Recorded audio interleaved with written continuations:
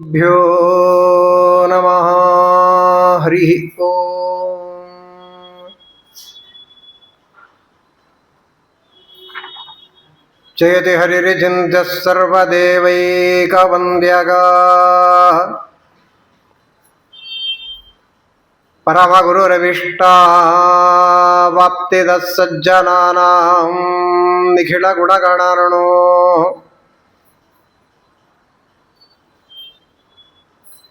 नित्यनिर्मुक्तदोषः सरसिजनयनोऽसौ श्रीपतिर्मानदो नः।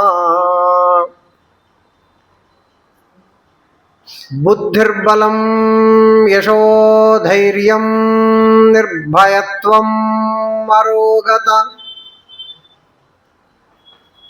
अजाड्यं वाक्पटुत्वं च हनुमत्स्मरणात् भवेत्। भवति यदनुभावादेडमोकोऽपि वाग्मी जडमतिरपि चन्तुर्जायते प्राज्ञमौलिः। सकलवचनचेतो देवता भारती सा मम वचसि निधत्तां सन्निधिं मानसे च।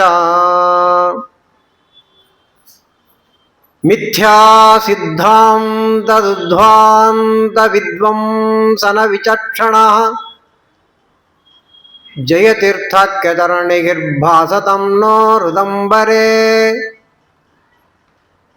सत्याभिघ्नकराब्जोत्थान् पञ्चाशद्वर्षपूजकान् सत्यप्रमोदतीर्थार्यान् नौमिन्यायसुधारतान्।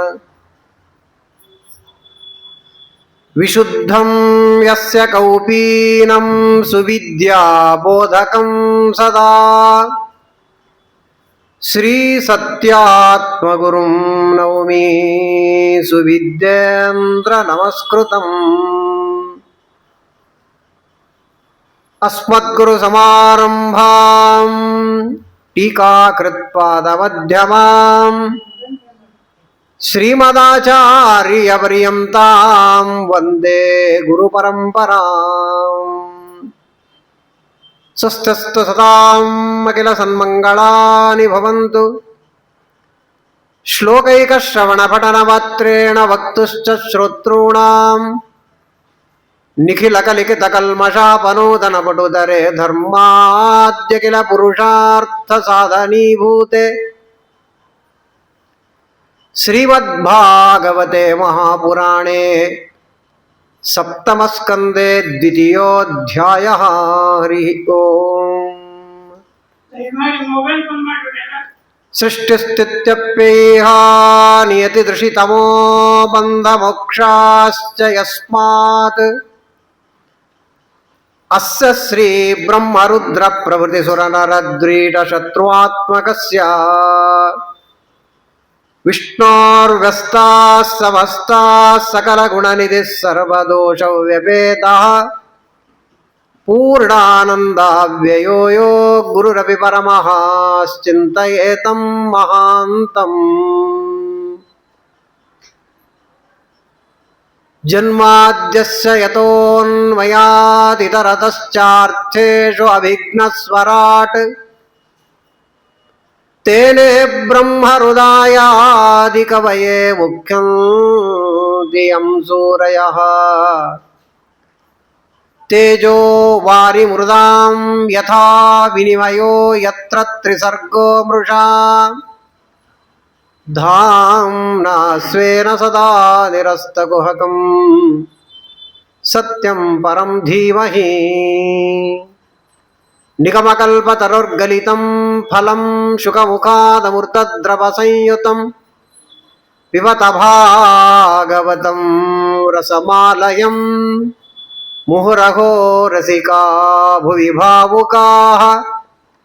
नारायणं नमस्कृत्य नरं चैव नरोत्तमं देवीं सरस्वतीं व्यासं ततो ग्रंथ उदीरयेत्। श्री गुरुभ्यो नमः।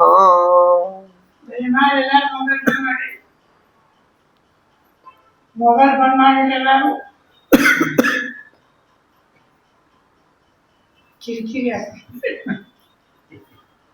ಪತಿಚ್ಯುತಂ ತಿಷ್ಟತಿ ದಿಷ್ಟರಕ್ಷಿತಂ ಗೃಹೆ ಸ್ಥಿತಂ ತದ್ವಿಹತಂ ವಿನಶ್ಯತಿ ಜೀವತ್ಯನಾಥೋಪಿ ತದೀಕ್ಷಿತೋ ವನೆ ಗೃಹೇಪಿ ಗುಪ್ತೋಸ್ಯ ಹತೋ ನ ಜೀವತಿ.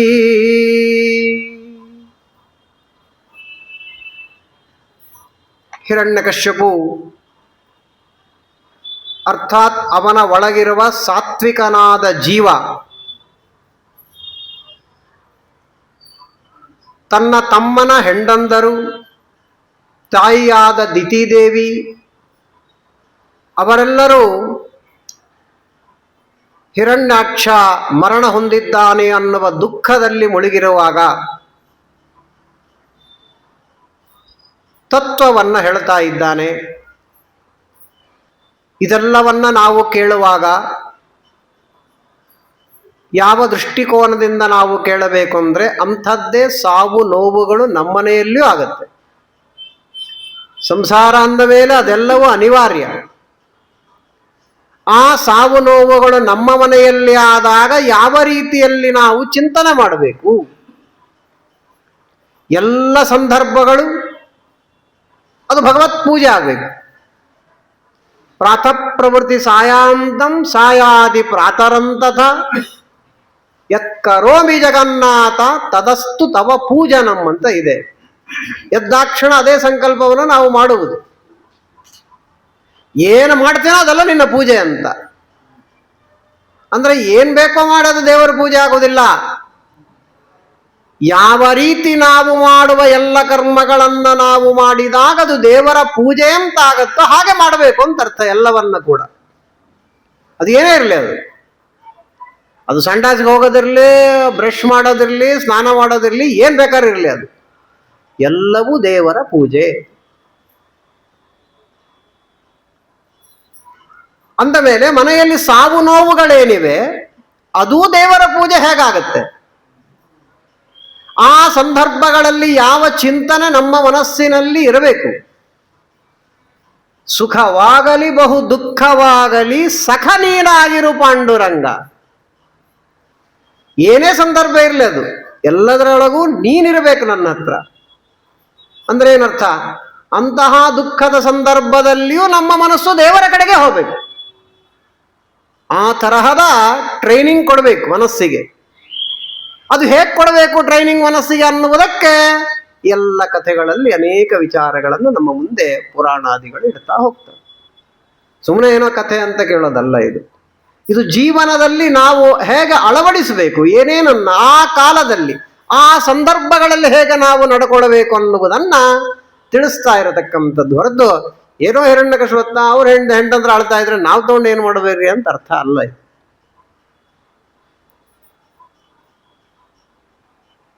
ಹಾಗಾಗಿ ಆ ಪ್ರೇತ ಬಂಧುಗಳ ಹತ್ರ ಯಮದೇವರು ಪುಟ್ಟದಾದ ರೂಪದಲ್ಲಿ ಬಂದು ಕೆಲವು ತತ್ವಗಳನ್ನು ಹೇಳತಕ್ಕಂಥವರಾಗಿದ್ದಾರೆ. ಆಶ್ಚರ್ಯವಾಗಿದೆ ಅವರೆಲ್ಲರಿಗೂ ಕೂಡ. ಇಷ್ಟು ಸಣ್ಣ ಹುಡುಗ ಇಷ್ಟು ಮಾತಾಡ್ತಾ ಅದಲ್ಲ ಅಂತ ಅವರ ಮೈಂಡ್ ಡೈವರ್ಟ್ ಆಗಿದೆ ಅವನ ಕಡೆಗೆ. ಆಗ ಯಮಧರ್ಮರಾಜರು ಮತ್ತೊಂದು ವಿಧವಾದ ಕಥೆಯನ್ನು ಇಲ್ಲಿ ಒಳಗಡೆ ಹೇಳ್ತಾ ಇದ್ದಾರೆ. ಏನದು? ಲುಬ್ಧಕೋ ವಿಪಿನೇ, ಮತ್ತೊಂದು ವಿಧವಾಗಿರ್ತಕ್ಕಂಥ ಸುಂದರವಾದ ಕಥಾಮೃತವನ್ನ ಭಾಗವತ ನಮ್ಮ ಮುಂದೆ ಇಡತಕ್ಕಂಥದ್ದಾಗ್ತಾ ಇದೆ. ಒಂದು ಅರಣ್ಯ. ಲುಬ್ಧಕೋ ವಿಪಿನೇ ಕಶ್ಚಿತ್ ಪಕ್ಷಿಣಾಂ ನಿರ್ಮಿತೋಂತಕಃ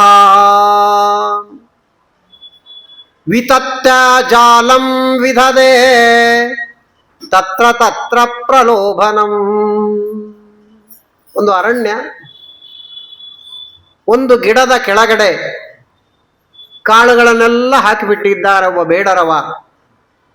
ಒಂದು ಆ ಕಾಳುಗಳಲ್ಲಿ ಹೇಗಿದೆ ಅಂದ್ರೆ ಅಲ್ಲಿ ಒಂದು ಬಲೆ ಹಾಕಿಬಿಟ್ಟಿದ್ದಾನೆ, ಕಾಳುಗಳನ್ನು ಚೆಲ್ಲಿದ್ದಾನೆ.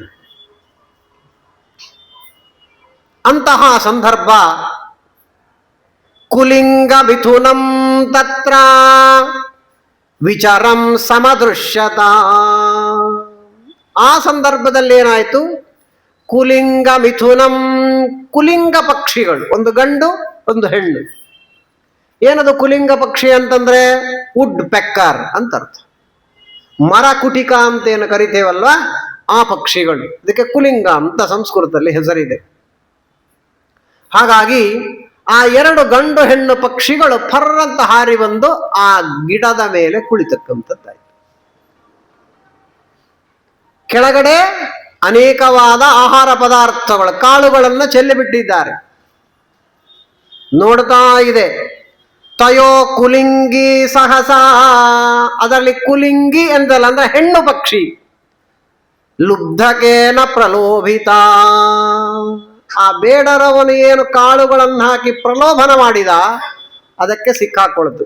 ಅರ್ಥಾತ್ ಆಹಾರ ಪದಾರ್ಥ ಇದೆ ಅಂತ ಅದು ಪರ್ರಂತ ಕೆಳಗೆ ಹಾರಿ ಬಂತದ್ದು. ಹೆಣ್ಣು ಪಕ್ಷಿ ಕೆಳಗಿರುವ ಬಲೆಯಲ್ಲಿ ಸಿಕ್ಕಾಕೊಂಡ್ಬಿಡ್ತು.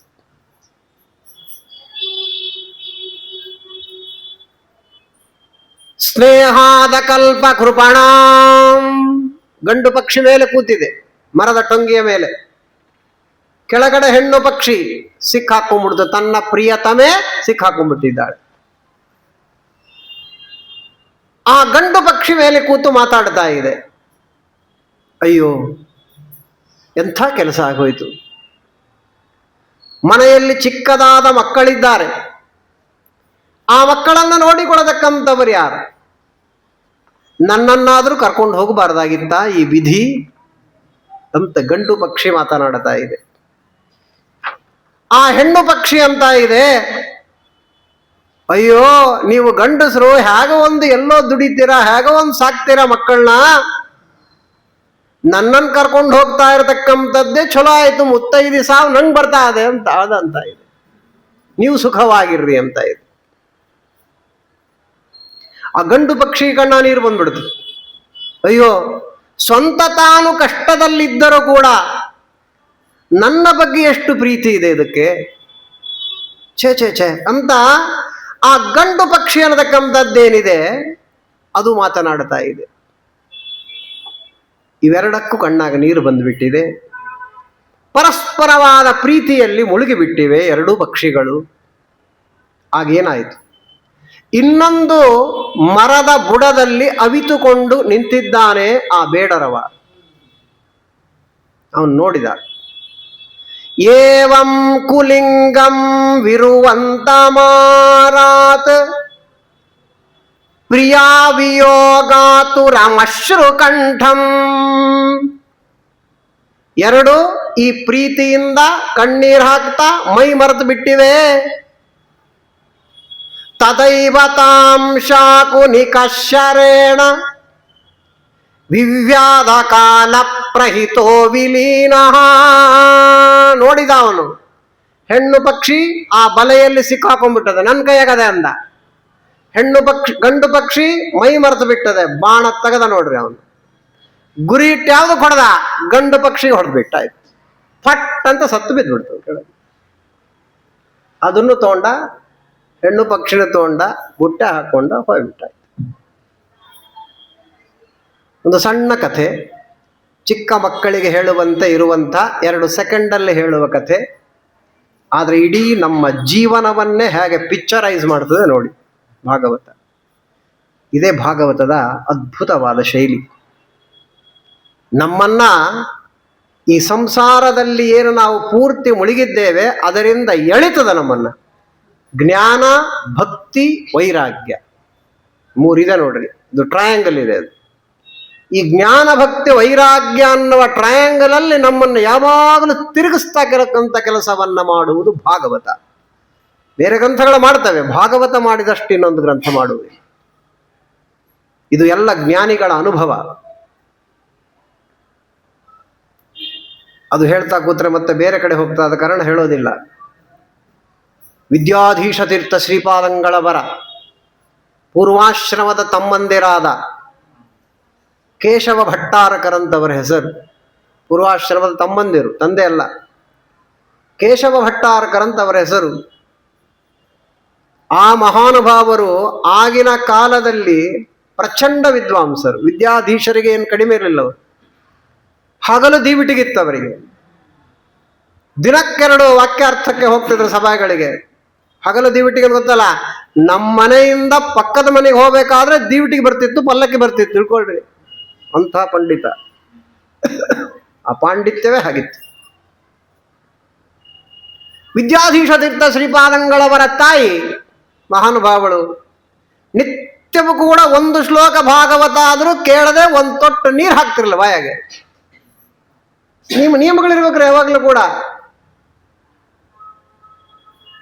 ಪುರಾಣದಾಗೆ ಮಾತಾಡದೆ ನಾ ಇರೋದಿಲ್ಲ ಅಂತ ಕೆಲವರು ನಿಯಮ ಇರ್ತದೆ. ಅಂಥ ನಿಯಮ ಇರಬಾರ್ದು, ಇಂಥ ನಿಯಮಗಳಿರ್ಬೇಕು. ನೇಮ ನಿಷ್ಠೆಗಳಿಂದಿರಬೇಕು ಅಲ್ವಾ. ಹೇಳಿದಾರಲ್ಲ, ಕಾಗದ ಬಂದಾದ. ಎಂಥ ಕಾಗದ ಬಂದಪ್ಪ? ನೇಮ ನಿಷ್ಠೆಯೊಳಿರೀರೆಂಬೋ ಕಾಗದ ಬಂದದ. ಪಾಪ ಆ ಮಹಾತಾಯಿ ಶ್ಲೋಕ. ಯಾದವಾರ್ಯರು ಮಹಾನುಭಾವರು. ಯಾದವಾರ್ಯರು ಭಾಗವತ ಹೇಳಬೇಕು ಅವ್ರ ಎದುರಿಗೆ. ಇವರು ಕೇಶವಾಚಾರ್ಯ ಬರ್ತಾ ಇದ್ರು. ಕೇಶವಾಚಾರ್ಯ ಎದುರಿಗೆ ಬಂದ ತಕ್ಷಣ, ಯಾದವಾರ್ಯನು ಸಾಮಾನ್ಯ ಪಂಡಿತರಲ್ಲ, ಸುಧಾಕ್ಕೆ ವ್ಯಾಖ್ಯಾನ ಮಾಡಿದ ಮಹಾನುಭಾವರು. ಅವರು ಮರಾಠಿ ಒಳಗೆ ಹೇಳ್ಬೇಕಂತೆ. ಅವ್ರು ಎದುರಿಗೆ ಬರ್ತಿರ್ಲಕ್ಕನೆ ಭಾಗವತ್ಪಾಹ ಭಾಗವತ್ಪಾಹ ಅಂತ ಅನ್ಬೇಕು. ಅವರು ಸ್ವಲ್ಪ ಭಾಗವತ ನೋಡೋಣ ಆಗ್ಲಿ ಅಂತಿದ್ರು. ಯಾದವಾರ ಅಂದ್ಬಿಡ್ತಿದ್ರು ಅವರು. ಅಲ್ಲ, ಹೆಣ್ಮಕ್ಳ ಮುಂದೆ ಹೇಳ್ತಕ್ಕಂಥ ಪುರಾಣ ಅದೇನು ನೋಡೇ ಮಾಡ್ತೀವಿ ಅಂದ್ಬಿಡ್ತಿದ್ರು ಅವರು ಕೇಶವಾಚಾರ್ಯ. ಯೋಗ್ಯ ಜೀವ. ಯಾದವಾರಿಗೆ ಗೊತ್ತಿತ್ತು. ಮಾತಿಗೆ ಅವ್ರು ಹೇಳ್ಬೇಕು. ಒಂದು ದಿವಸ ಏನ್ ಮಾಡಿದ್ರು, ಬೇರೆ ಊರಿಗೆ ಅಂತ ಒಂದು ನಿಮಿತ್ತ ಮಾಡಿ ಹೋಗ್ಬಿಟ್ರು ಯಾದವಾರ್ಯರು. ಇವರು ವಾಕ್ಯಾರ್ಥ ಸಭಾ ಗಿಭಾ ಆಯ್ತು, ಬಂದ್ರು ಅವ್ರು ಕೇಶವಾಚಾರ್ಯ. ಮನೆಗೆ ಬರ್ತಾರೆ, ಅವ್ರ ತಾಯಿ ಉಪವಾಸ ಕೂತ್ಬಿಟ್ಟಿದ್ರು. ಏನಿದು ಉಪವಾಸ ಯಾಕೆ ಕೂತಿ ಅಂತಂದ್ರು. ಅಲ್ವಾ ಕೇಶವ, ನಿಂಗೆ ಗೊತ್ತಿಲ್ಲೇನಪ್ಪ, ದಿನ ಒಂದು ಶ್ಲೋಕ ಕೇಳಿದ್ರೆ ನಾನು ಊಟ ಮಾಡೋದು ನೀರು ಕೂಡ ಭಯ ಹಾಕಲ್ಲ ಅಂತ ಗೊತ್ತದೆ. ಜಗತ್ತೆಲ್ಲ ಪಂಡಿತ ಪಂಡಿತ ಅಂತಂತಾರೆ, ನಿನ್ನ ಒಂದು ಶ್ಲೋಕ ಹೇಳಲ್ಲ ಅಂತಂದ್ರು. ಕೂತರು ನೋಡ್ರಿ ಅವರು ವೇದವ್ಯಾಸ ಪೀಠದ ಮುಂದೆ. ತೆಗೆದ್ರು. ಎಲ್ಲಿಗೆ ನಿಲ್ಲಿಸಿದ್ರು ಮಹಾನುಭಾವರು? ಚೇತ ಕಲ್ವಸ್ಯ ಬಂಧಾಯ. ಕಪಿಲನ ಉಪಾಖ್ಯಾನ. ಕಪಿಲ ರೂಪಿಯಾದ ಪರಮಾತ್ಮ ತಾಯಿಯಾದ ದೇವಹೂತಿ ದೇವಿಗೆ ಏನೊಂದು ಉಪದೇಶ ಮಾಡಿದ್ದಾನೆ, ಪ್ರಚಂಡವಾದ ಉಪದೇಶ. ಅದರ ಆರಂಭದಲ್ಲಿ ನಿಲ್ಲಿಸಿಬಿಟ್ಟಿದ್ರು ಅವರು. ಆ ಶ್ಲೋಕ ಓದಿದ್ರು ನೋಡ್ರಿ ಮಹಾನುಭಾವರಾದ ಆ ಪಾಂಡುರಂಗಿ ಕೇಶವ ಭಟ್ಟಾರರು. ಭಾಗವತ ಬಿಡ್ಲೇ ಇಲ್ಲ ಅಂತ ಹೇಳ್ಬಿಡ್ತೀವಿ. ದಳ ದಳ ದಳ ಕಣ್ಣ ನೀರು ಬಂದೇ ಬಿಡ್ತಾವ್ರಿ. ತಿಳ್ಕೊಳ್ಳಿ ಹೆಂಗಿರ್ತದೆ ಭಾಗವತ ಅಂದ್ರೆ. ಗ್ರಂಥನೇ ಹಾಗೆ. ಇದು ನಮ್ಮನ್ನ ಸಾಧನ ಮಾರ್ಗದ ಕಡೆಗೆ ಮುಗುದಾಣ ಹಾಕಿ ಎಳಿತದು. ಅಂತಹ ಸುಂದರವಾದ ಗ್ರಂಥ ಅಂದ್ರೆ ಅದು ಭಾಗವತ. ಹಾಗೆ ಮಾಡಿದ್ದಾನೆ. ಅದನ್ನದು ಏನು ಮಾಡಿದ್ದಾನೋ ಗೊತ್ತಿಲ್ಲ. ಆ ಶಬ್ದಗಳೇ ಹಾಗೆ ಹಾಕಿದ್ದಾನೆ. ವೇದವ್ಯಾಸ ರೂಪಿಯಾದ ಎಲ್ಲ ಗ್ರಂಥಗಳ ರಚನೆ ಆದ ಮೇಲೆ ಕೊನೆಗೆ ರಚಿತವಾದದ್ದು ಭಾಗವತ. ಎಷ್ಟು ಸಲ ಕೇಳಿದ್ರು ಸಮಾಧಾನ ಆಗುವುದಿಲ್ಲ. ಎಷ್ಟು ಸಲ ಕೇಳಿದ್ರು ಕೇಳಬೇಕು ಅನ್ನಿಸ್ತಕ್ಕಂಥ ಒಂದು ಗ್ರಂಥ ಶ್ರೀಮದ್ ಭಾಗವತ ಅನ್ನತಕ್ಕಂಥ ಗ್ರಂಥ. ನಮ್ಮಲ್ಲಿ ಪರಿಣಾಮವನ್ನು ತಂದು ಕೊಡತಕ್ಕಂತಹ ಗ್ರಂಥ ಅಂದರೆ ಶ್ರೀಮದ್ ಭಾಗವತ ಅನ್ನತಕ್ಕಂಥದ್ದಿದೆ. ಯಾಕೆ ಹೇಳಿದೆ ಅದನ್ನ? ಆ ಒಂದು ಸಣ್ಣ ಕಥೆ ಎಷ್ಟು ಅರ್ಥ ಇದೆ. ಚಿಂತನೆ ಮಾಡಿದ ಹಾಗೆಲ್ಲ ಅನೇಕ ಅರ್ಥಗಳು ಸಿಗ್ತವೆ. ಮೊದಲೇನು, ಹೆಣ್ಣು ಪಕ್ಷಿ ಚಕ್ಕಂತ ಹಾರು ಬಂತಲ್ವಾ. ಹೆಣ್ಣಿಗೆ ವಿಷಯ ಪದಾರ್ಥಗಳಲ್ಲಿ ಜಾಸ್ತಿ ಆಸಕ್ತಿ ಇರತ್ತೆ, ಮೊದಲನೇದಾಗಿರ್ತಕ್ಕಂಥದ್ದು. ಎರಡನೇದೇನು, ಗಂಡು ಪಕ್ಷಿ ಮೇಲ್ ಕೂತಿದೆ ಅಲ್ವಾ, ಮೇಲ್ ಕೂತೇ ಪ್ರೀತಿ ತೋರಿಸ್ತಾ ಇದೆ ಹೊರತು ತಾನು ಕೆಳಗೆ ಬಂದಿಲ್ಲ. ಕೆಳಗೆ ಬಂದು ನಾ ಸಿಕ್ಕಾಕೋತೀನಿ ಅಂತ ಗೊತ್ತದ ಅದಕ್ಕೆ. ಸಂಸಾರದಲ್ಲಿ ಪ್ರೀತಿ ಅಂದ್ರೆ ಹೇಗಿರುತ್ತೆ? ಇದೇ ಸಂಸಾರದ ಪ್ರೀತಿ. ಎಲ್ಲವೂ ಸ್ವಾರ್ಥ ಇರ್ತದೆ ರೀ ಸಂಸಾರದಲ್ಲಿ. ನಿಜವಾದ ಪ್ರೀತಿ ಅಂದ್ರೆ ಏನಂತ ಗೊತ್ತೇ ಇಲ್ಲ. 99% ಲೋಕದಲ್ಲಿ ಪ್ರೀತಿ ಬೇರೆ, ಕಾಮ ಬೇರೆ. ಕಾಮ ಪ್ರೀತಿ ಒಂದೇ ಅಂತ ತಿಳ್ಕೊಂಡಿದೆ ಈ ಜಗತ್ತು. ಶುದ್ಧ ತಪ್ಪದು. ಪ್ರೀತಿನೇ ಬೇರೆ, ಕಾಮವೇ ಬೇರೆ. ಕಾಮದಿಂದ ಪ್ರೀತಿ ಹೆಚ್ಚು ಆಗಬಹುದೇನೋ ಅಷ್ಟೇ ಹೊರತು, ಆದರೆ ಪ್ರೀತಿ ಅನ್ನೋದಕ್ಕಂಥದಕ್ಕೆ ಬೇರೆನೇ ಅರ್ಥ ಇದೆ.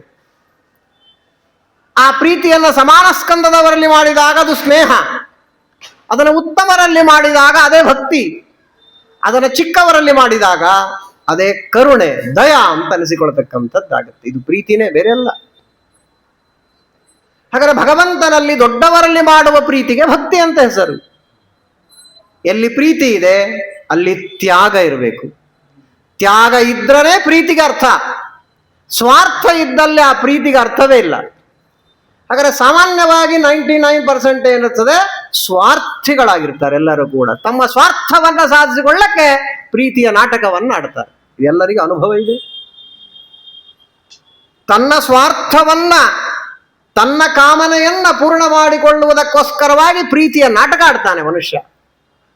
ವಸ್ತುತಃ ಪ್ರೀತಿ ಇರೋದಿಲ್ಲ, ಅದನ್ನು ಪಿಕ್ಚರೈಸ್ ಮಾಡ್ತಾ ಇದ್ದೀರಿ. ಎಷ್ಟು ಅರ್ಥ ಇದೆ ನೋಡಿ. ನಾನು ಮೊದಲೇ ಹೋಗ್ತೀನಿ ಮುತ್ತೈದೆ ಅಂತ ಎಷ್ಟು ಜನಕ್ಕೆ ಅನುಭವ ಇದೆ. ಇದು ಆಸ್ಪತ್ರೆಗೆ ಬಿದ್ದಿರ್ತಾಳೆ ಪಾಪ, ಹೋಗ್ಲಿ ನಾನೇ ಹೋಗ್ತೀನಿ ಸಂತೋಷ ಪಟ್ಟಿರ್ತಾಳೆ. ಚಲೋ ಆಗಿ ಬಂದ್ಬಿಡ್ತಾಳೆ, ಇವನ್ ಗೂಟು ಗುಮ್ಮನಾಗಿರ್ತಾನೆ, ಇವನ್ ಗೋಟಕ್ ಅಂದ್ಬಿಡ್ತಾನೆ ಗಂಡ. ಎಷ್ಟು ಮನೆಗೆ ಆಗಿದೆ ಕತೆ. ವಿಚಿತ್ರವಾಗಿರ್ತಕ್ಕಂತಹ ಭಗವಂತನ ವ್ಯಾಪಾರ. ಹಾಗಾಗಿ ಈ ಕಥೆಯನ್ನ ಯಾರು ಹೇಳ್ತಾ ಇದ್ದಾರೆ? ಸ್ವಯಂ ಯಮಧರ್ಮರಾಜರು ಹೇಳ್ತಾ ಇದ್ದಾರೆ. ಅದು ಆಶ್ಚರ್ಯ. ಅವನೇ ಮೃತ್ಯು. ಇದೇ ಸಂಸಾರ. ಸಂಸಾರದಲ್ಲಿ ಯಾವ ವಸ್ತುವಿನಲ್ಲಿ ನಾವು ಪ್ರೀತಿಯನ್ನ ಇಟ್ಟಿದ್ದೇವೋ, ನಿಜವಾದ ಪ್ರೀತಿ ಅನ್ನತಕ್ಕಂಥದ್ದು ಎಲ್ಲಿಡಬೇಕೋ ಅಲ್ಲಿಟ್ಟಿಲ್ಲ, ಎಲ್ಲಿಡಬಾರದು ಅಲ್ಲಿಟ್ಟು ಬಿಟ್ಟಿದ್ದೇವೆ. ಯಾವ ವಸ್ತುಗಳು ನಮ್ಮ ಹಿಂದೆ ಬರೋದಿಲ್ಲ. ಯಾವುದು? ಹೆಂಡತಿ, ಮಕ್ಕಳು, ತಂದೆ, ತಾಯಿ, ಯಾರು ನಮ್ಮ ಹಿಂದೆ ಬರೋದಿಲ್ಲ. ನಮ್ಮ ಹಿಂದೆ ಬರತಕ್ಕಂಥವ್ರು ಯಾರು?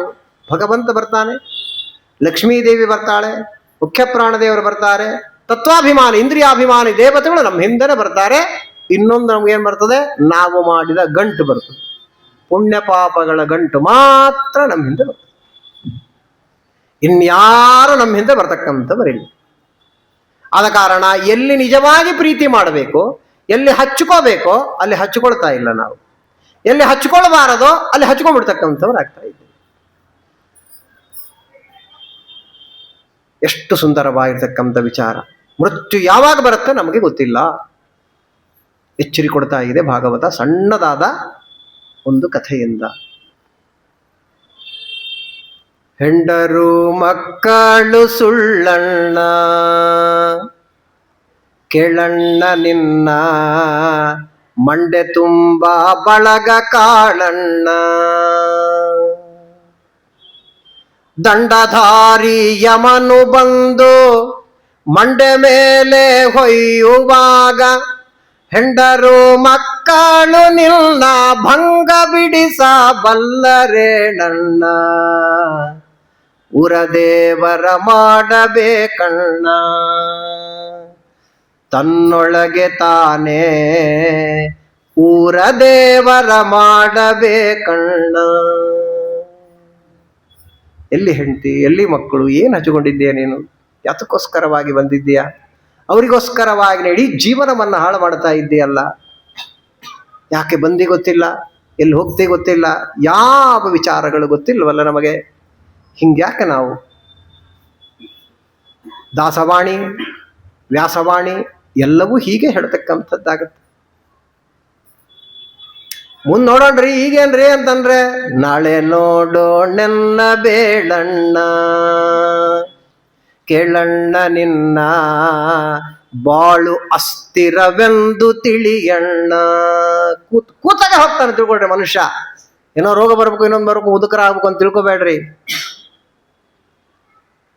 ದ ಫೇಮಸ್ ಹಾರ್ಟ್ ಸ್ಪೆಷಲಿಸ್ಟ್ರಿ ನೋಡಿದ್ರಿ ತಾನೇ ನೀವು?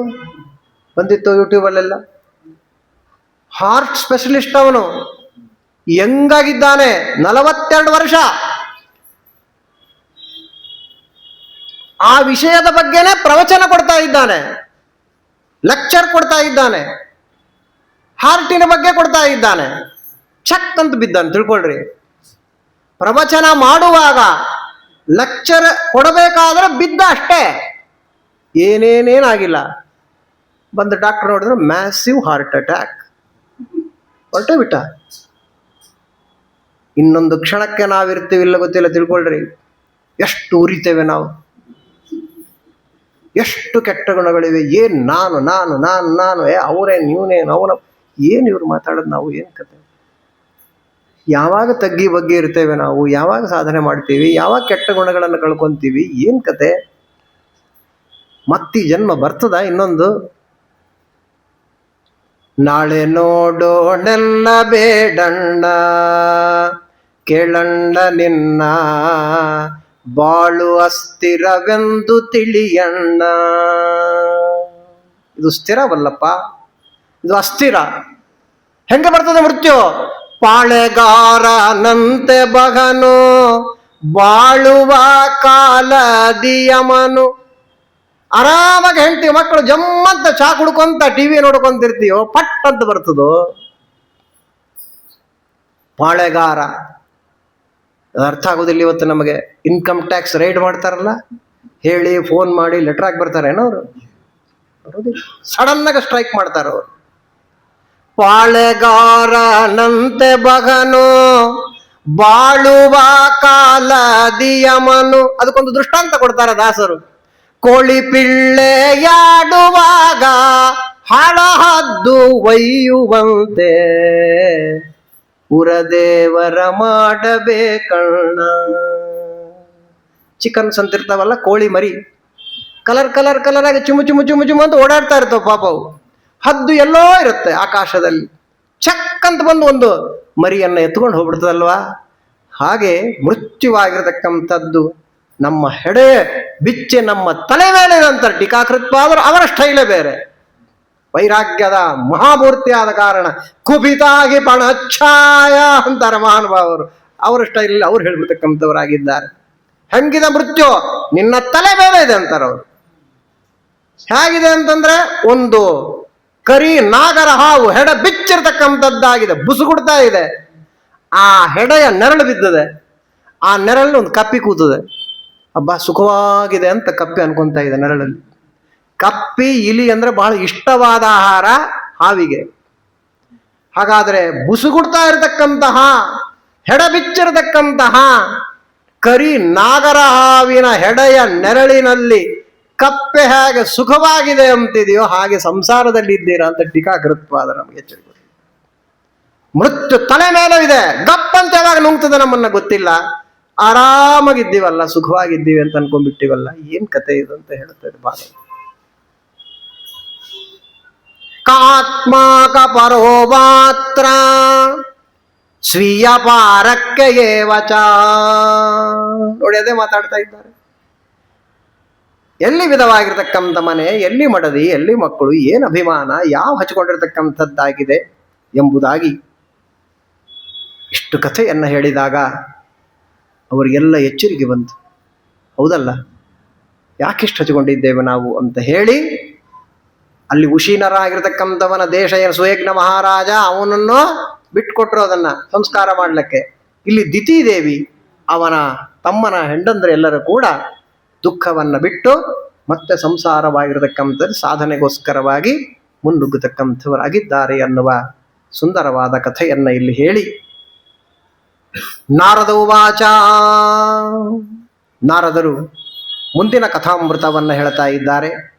ಇಷ್ಟೆಲ್ಲ ಮೊದಲು ಎಲ್ಲ ಕಡೆ ಹೋಗಿ ಧ್ವಂಸ ಮಾಡ್ರಿ ಅಂತ ತನ್ನ ದೈತ್ಯರಿಗೆ ಆಜ್ಞೆ ಮಾಡಿದ. ಮನೆಗೆ ಬಂದು ಚಲೋ ವಿಚಾರಗಳನ್ನು ಹೇಳ್ದ. ಮತ್ ಬಂದು ಏನ್ ಮಾಡ್ದ? ಸಿಂಹಾಸನದ ಕೂತ, ಮತ್ ತಲೆ ಕೆಡ್ತು. ನಾವೇ ಹಿರಣ್ಯಕಶ್ಯಪು ಅಂತ ಅರ್ಥ ಗೊತ್ತಿಲ್ಲ.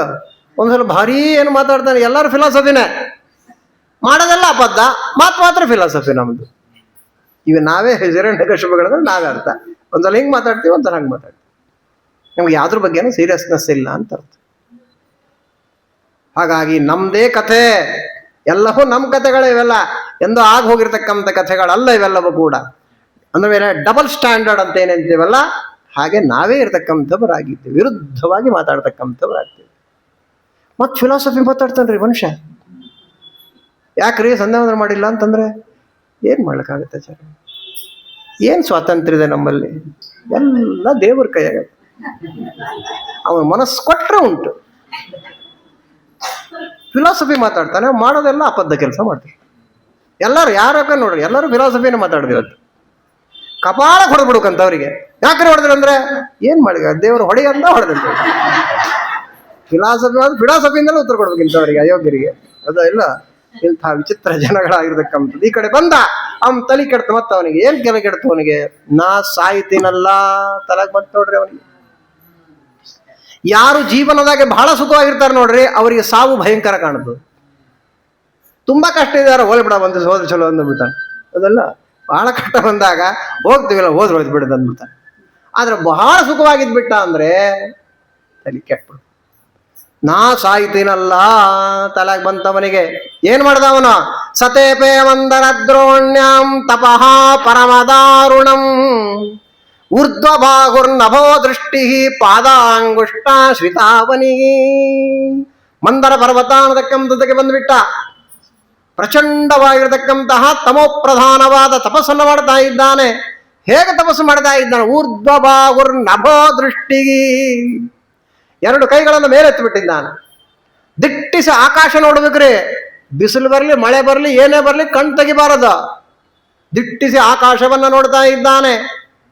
ಉಂಗುಷ್ಟ ಕಾಲಿನ ಹೆಬ್ಬರಳವಲ್ಲ, ಅದ್ರ ಮೇಲೆ ನಿಂತಾನೆ. 2 ನಿಮಿಷ ನಿಂತು ನೋಡ್ರಿ ಗೊತ್ತಾಗ್ತದೆ. ಅದ್ರ ಮೇಲೆ ನಿಂತ್ಕೊಂಡಿದ್ದಾನೆ. ಪ್ರಚಂಡ ತಪಸ್ಸು ಮಾಡಿಬಿಡ್ತಕ್ಕಂಥವನಾಗದ. ಏನ ತಪೋ ಅಗ್ನಿ ಏನಿದೆ ಅದು ಎಲ್ಲ ಲೋಕಗಳಿಗೆ ಬಿಟ್ಟು ಬಿಡ್ತಕ್ಕಂಥದ್ದಾಗಿದೆ.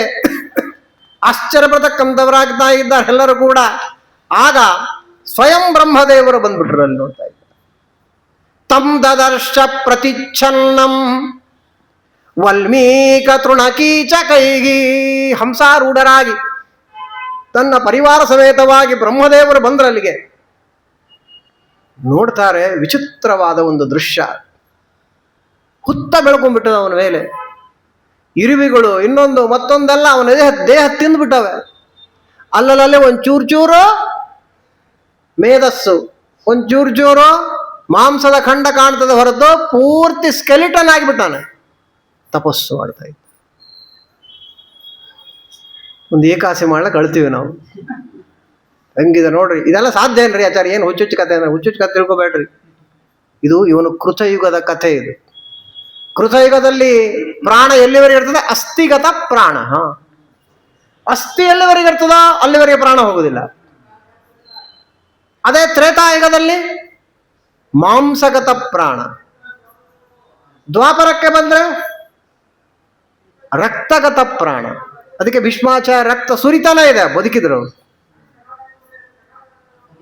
ರಕ್ತ ಎಲ್ಲಿವರೆಗೆ ಇರ್ತದೋ ಅಲ್ಲಿವರೆಗೆ ಪ್ರಾಣ ಹೋಗುದಿಲ್ಲ. ಕಲಿಯುಗ ಅನ್ನಗತ ಪ್ರಾಣ. ಊಟಿಲ್ಲ ಏಕಾಸಿ ಹೆಂಗಿರ್ತಾಳೆ ಮುಖ, ಕೆಟ್ಟ ಹೆಣದ ಮುಖದ ಹಿಂಗ್ ಕೂತ್ಬಿಡ್ತಾನೆ. ಆಯ್ತು, ಏಕಾಸಿ ಬಂತಂದ್ರೆ ಖಳೆ ಇರ್ಬೇಕಂತ ಹೇಳ್ಯಾರ ಮುಖದಲ್ಲಿ. ಎಲ್ಲಿರ್ತದೆ? ಇರೋದೇ ಇಲ್ಲ. ಅಂದ ಮೇಲೆ ಆಗಿ, ಯಾಕಂದ್ರೆ ಅನ್ನಗತ ಪ್ರಾಣ ಉಳಿದಿರೋದೇ ಅನ್ನದ ಮೇಲೆ. ಹಾಗಾದ್ರೆ ಏಕಾದಶಿ ಕಲಿಯುಗದಾಗ ಏಕಾಸಿ ಮಾಡ್ತಾನಂದ್ರೆ ಅವನಿಗೆ ಪುಣ್ಯ ಜಾಸ್ತಿ. ಕೃತಯುಗದಲ್ಲಿ ಏಕಾಸಿ ಮಾಡ್ತಾನೆ ಅಷ್ಟು ಪುಣ್ಯ ಇಲ್ಲ ಅವನಿಗೆ. ಈಗೆಲ್ಲ ಇದೆ ಶಾಸ್ತ್ರದಲ್ಲಿ. ಹಾಗಾಗಿ ಇದು ಕೃತಯುಗದ ಕಥೆ ಆದ ಕಾರಣ ಬರೀ ಎಲುಬಿನ ಹಂದ್ರ ಆಗಿದ್ದಾನೆ, ಆದರೂ ತಪಸ್ಸು ಮಾಡ್ತಾ ಇದ್ದಾನೆ. ವಿಚಿತ್ರವಾದ ದೃಶ್ಯ ನೋಡಿದ್ರು. ಕಮಂಡಲದಲ್ಲಿರ್ತಕ್ಕಂಥ ನೀರನ್ನ ಪ್ರೋಕ್ಷಣ ಮಾಡ್ತಾ ಇದ್ದಾರೆ. ಉತ್ತಿಷ್ಟ ಭದ್ರಂತೆ ತಪಸಿದ್ಧೋಸಿ ಕಾಶ್ಯಪ. ಇದೇ ಕಶ್ಯಪರ ಮಗನಾಗಿರ್ತಕ್ಕ ನೋಡಿ. ಇನ್ನೊಂದು ತಿಳ್ಕೊಳ್ರಿ, ಎಲ್ಲ ಬ್ರಾಹ್ಮರ ಕಥೆನೇ ಗೊತ್ತಾಯ್ತಿಲ್ಲ? ಎಲ್ಲ ಬ್ರಾಹ್ಮರ ಕಥೆರಿ. ಬ್ರಾಹ್ಮಣ ಏನಿರ್ತಾನಲ್ಲ, ಬ್ರಾಹ್ಮಣನಿಂದಲೇ ಜಗತ್ತು ಉದ್ಧಾರ, ಬ್ರಾಹ್ಮಣರಿಂದಲೇ ಜಗತ್ತು ಹಾಳಾಗ್ತದೆ. ಇಷ್ಟು ತಿಳ್ಕೊಂಡ್ಬಿಡ್ರಿ. ಇವರೆಲ್ಲ ರಾವಣ ಬ್ರಾಹ್ಮಣ, ಹಿರಣ್ಯಕಶ್ಯಪು ಬ್ರಾಹ್ಮಣ, ಎಲ್ಲರೂ ಬ್ರಾಹ್ಮಣರೇ. ಅದಕ್ಕೆ ಹೇಳಿ, ಯಾಕೆ ಹೇಳಿದೆ ಕಾಶ್ಯಪ ಅಂದಿದ್ದಾರೆ. ಕಶ್ಯಪರ ಮಗನಾಗಿರ್ತಕ್ಕಂಥವನೇ ಏನು ಹೇಳ್ತಾನೆ? ಯಾವಾಗ ಕಮಂಡಲವಿನ ನೀರನ್ನು ಪ್ರೋಕ್ಷಣ ಮಾಡಿದ್ರು, ಪುಟಕ್ಕಿಟ್ಟ ಬಂಗಾರದಂತೆ ಅತ್ಯದ್ಭುತವಾದ ಸುಂದರವಾದ ರೂಪ ಬಂದಿದೆ. ನೋಡ್ತಾ ಇದ್ದಾನೆ. ಹಂಸಾರೂಢರಾಗಿ ನಿಂತು ಬಿಟ್ಟಿದ್ದಾರೆ ಬ್ರಹ್ಮದೇವರು. ಕೈ ಮುಗಿತಕ್ಕಂಥವನಾಗ್ತಾ ಇದ್ದಾನೆ. ನಮ ಆದ್ಯಾಯ ಬೀಜಾಯ ಜ್ಞಾನ ವಿಜ್ಞಾನ ಮೂರ್ತಯೇ. ಅದ್ಭುತವಾದ ಸ್ತೋತ್ರ ಮಾಡಿದ್ದಾನೆ. ಇಲ್ಲಿ ಶ್ರೀಮದಾಚಾರ್ಯರ ವ್ಯಾಖ್ಯಾನ ಹೊರಟಿದೆ. ಛಲದಿಂದ ಸ್ತೋತ್ರ ಮಾಡಿದ್ದಾನೆ ಅಂದ್ರೆ ಕೆಲವು ವಿಶೇಷಣಗಳನ್ನು ಹೇಗೆ ಹಾಕಿದ್ದಾನಂದ್ರೆ, ದೇವರಿಗಿರುವ ವಿಶೇಷಣಗಳನ್ನ ಬೇಕಂದ್ರೆ ಬ್ರಹ್ಮದೇವರಿಗೆ ಆ ವಿಶೇಷಣಗಳನ್ನು ಕೊಟ್ಟು ಸ್ತೋತ್ರವನ್ನ ಮಾಡಿದ್ದಾನೆ ಅಂತ ತುಂಬಾ ವಿಚಾರಗಳಿವೆ. ಸಮಯ ಆಗ್ತಾ ಇದೆ, ಯಾಕಂದ್ರೆ 3ನೇ ಅಧ್ಯಾಯಕ್ಕೆ ಇದ್ದೀವಿ ನಾವಿನ್ನ. 15 ಅಧ್ಯಾಯ ಮುಂದಕ್ಕೆ ಓಡಬೇಕಾದ ಕಾರಣ ಸ್ವಲ್ಪ ಓಡ್ತಾ ಇದ್ದೇನೆ. ಹಾಗಾಗಿ ಸ್ತೋತ್ರವನ್ನ ಮಾಡಿದ. ಬ್ರಹ್ಮದೇವರಂದ್ರು, ಸರಪ ಸ್ತೋತ್ರ ಮಾಡಿದೆ, ಏನ್ ಬೇಕು ನಿನಗೆ ಅಂತಂದ್ರು. ಅವನಂದ, ಬೇಕಾದ ವರ ಕೇಳಂತಂದ್ರು. ಯದಿದಾಸ್ಯಾಭಿಮತಾನ್ ವರಾನ್ವೇ ವರದೋತ್ತಮ ಭೂತೇಭ್ಯ ತತ್ಸೃಷ್ಟೇಭ್ಯೋ ಮೃತ್ಯುರ್ಮಾ ಭೂನ್ ಮಮ ಪ್ರಭೋ. ನನಗೆ ಸಾವು ಬೇಡ ಅಂತಂದ. ಬ್ರಹ್ಮದೇವರು ಅಂದ್ರು ನಾನೇ ಸಾಯ್ತೇನಲ್ಲೋ ಅಂದ್ರು. ನಾನು ಒಂದು ದಿವಸ ಈ ದೇಹ ಬಿಡ್ಬೇಕಲ್ಲಪ್ಪ. 100 ವರ್ಷ ಆಯುಷ್ಯದಲ್ಲಿ ಎಲ್ಲರಿಗಿಂತ ಹೆಚ್ಚಿನ ಆಯುಷ್ಯ ನನಗಿದೆ, ಆದ್ರೆ ಈ ದೇಹ ಬಿಡ್ಬೇಕು ನಾನು. ಹುಟ್ಟಿದವನಿಗೆ ಸಾವು ನಿಶ್ಚಯ. ಹಾಗಾದ್ರೆ ಒಂದು ಪ್ಲಾನ್ ಮಾಡ್ದ ಅವನು. ಏನ್ ಮಾಡಿಬಿಟ್ಟ? ನಾಂತರ್ಬಹಿರ್ದಿವಾನಕ್ತಂ ಅನ್ಯಸ್ಮಾದಪಿ ಚ ಆಯುಧೈ ನ ಭೂಮೋ ನಂಬರೇ ಮೃತ್ಯು ನ ನರೈರ್ನ ಮೃಗೈರಪಿ. ಆಗೇನ್ ಮಾಡ್ದ ಅವನು? ಒಂದು ಪ್ಲಾನ್ ಮಾಡ್ದ. ಹೊರಗೆ ಸಾವು ಬೇಡ, ಒಳಗೆ ಸಾವು ಬೇಡ, ಮೇಲೆ ಬೇಡ, ಕೆಳಗೆ ಬೇಡ, ಹಗಲು ಬೇಡ, ರಾತ್ರಿ ಇರತಕ್ಕಂಥದ್ದು ಬೇಡ, ಆಯುಧಗಳಿಂದ ಬೇಡ. ಒಟ್ಟೇನಪ್ಪ ಬ್ರಹ್ಮ, ನೀ ಏನೇನು ಸೃಷ್ಟಿ ಮಾಡಿಯೋ, ನೀನು ಸೃಷ್ಟಿ ಮಾಡಿದ ಯಾವ ವಸ್ತುಗಳಿಂದ ನನಗೆ ಸಾವು ಬರಬಾರು ಅಂತಂದ್ಬಿಟ್ರು. ತಥಾಸ್ತು ಅಂದ್ಬಿಟ್ರು ಮಹಾನುಭಾವ.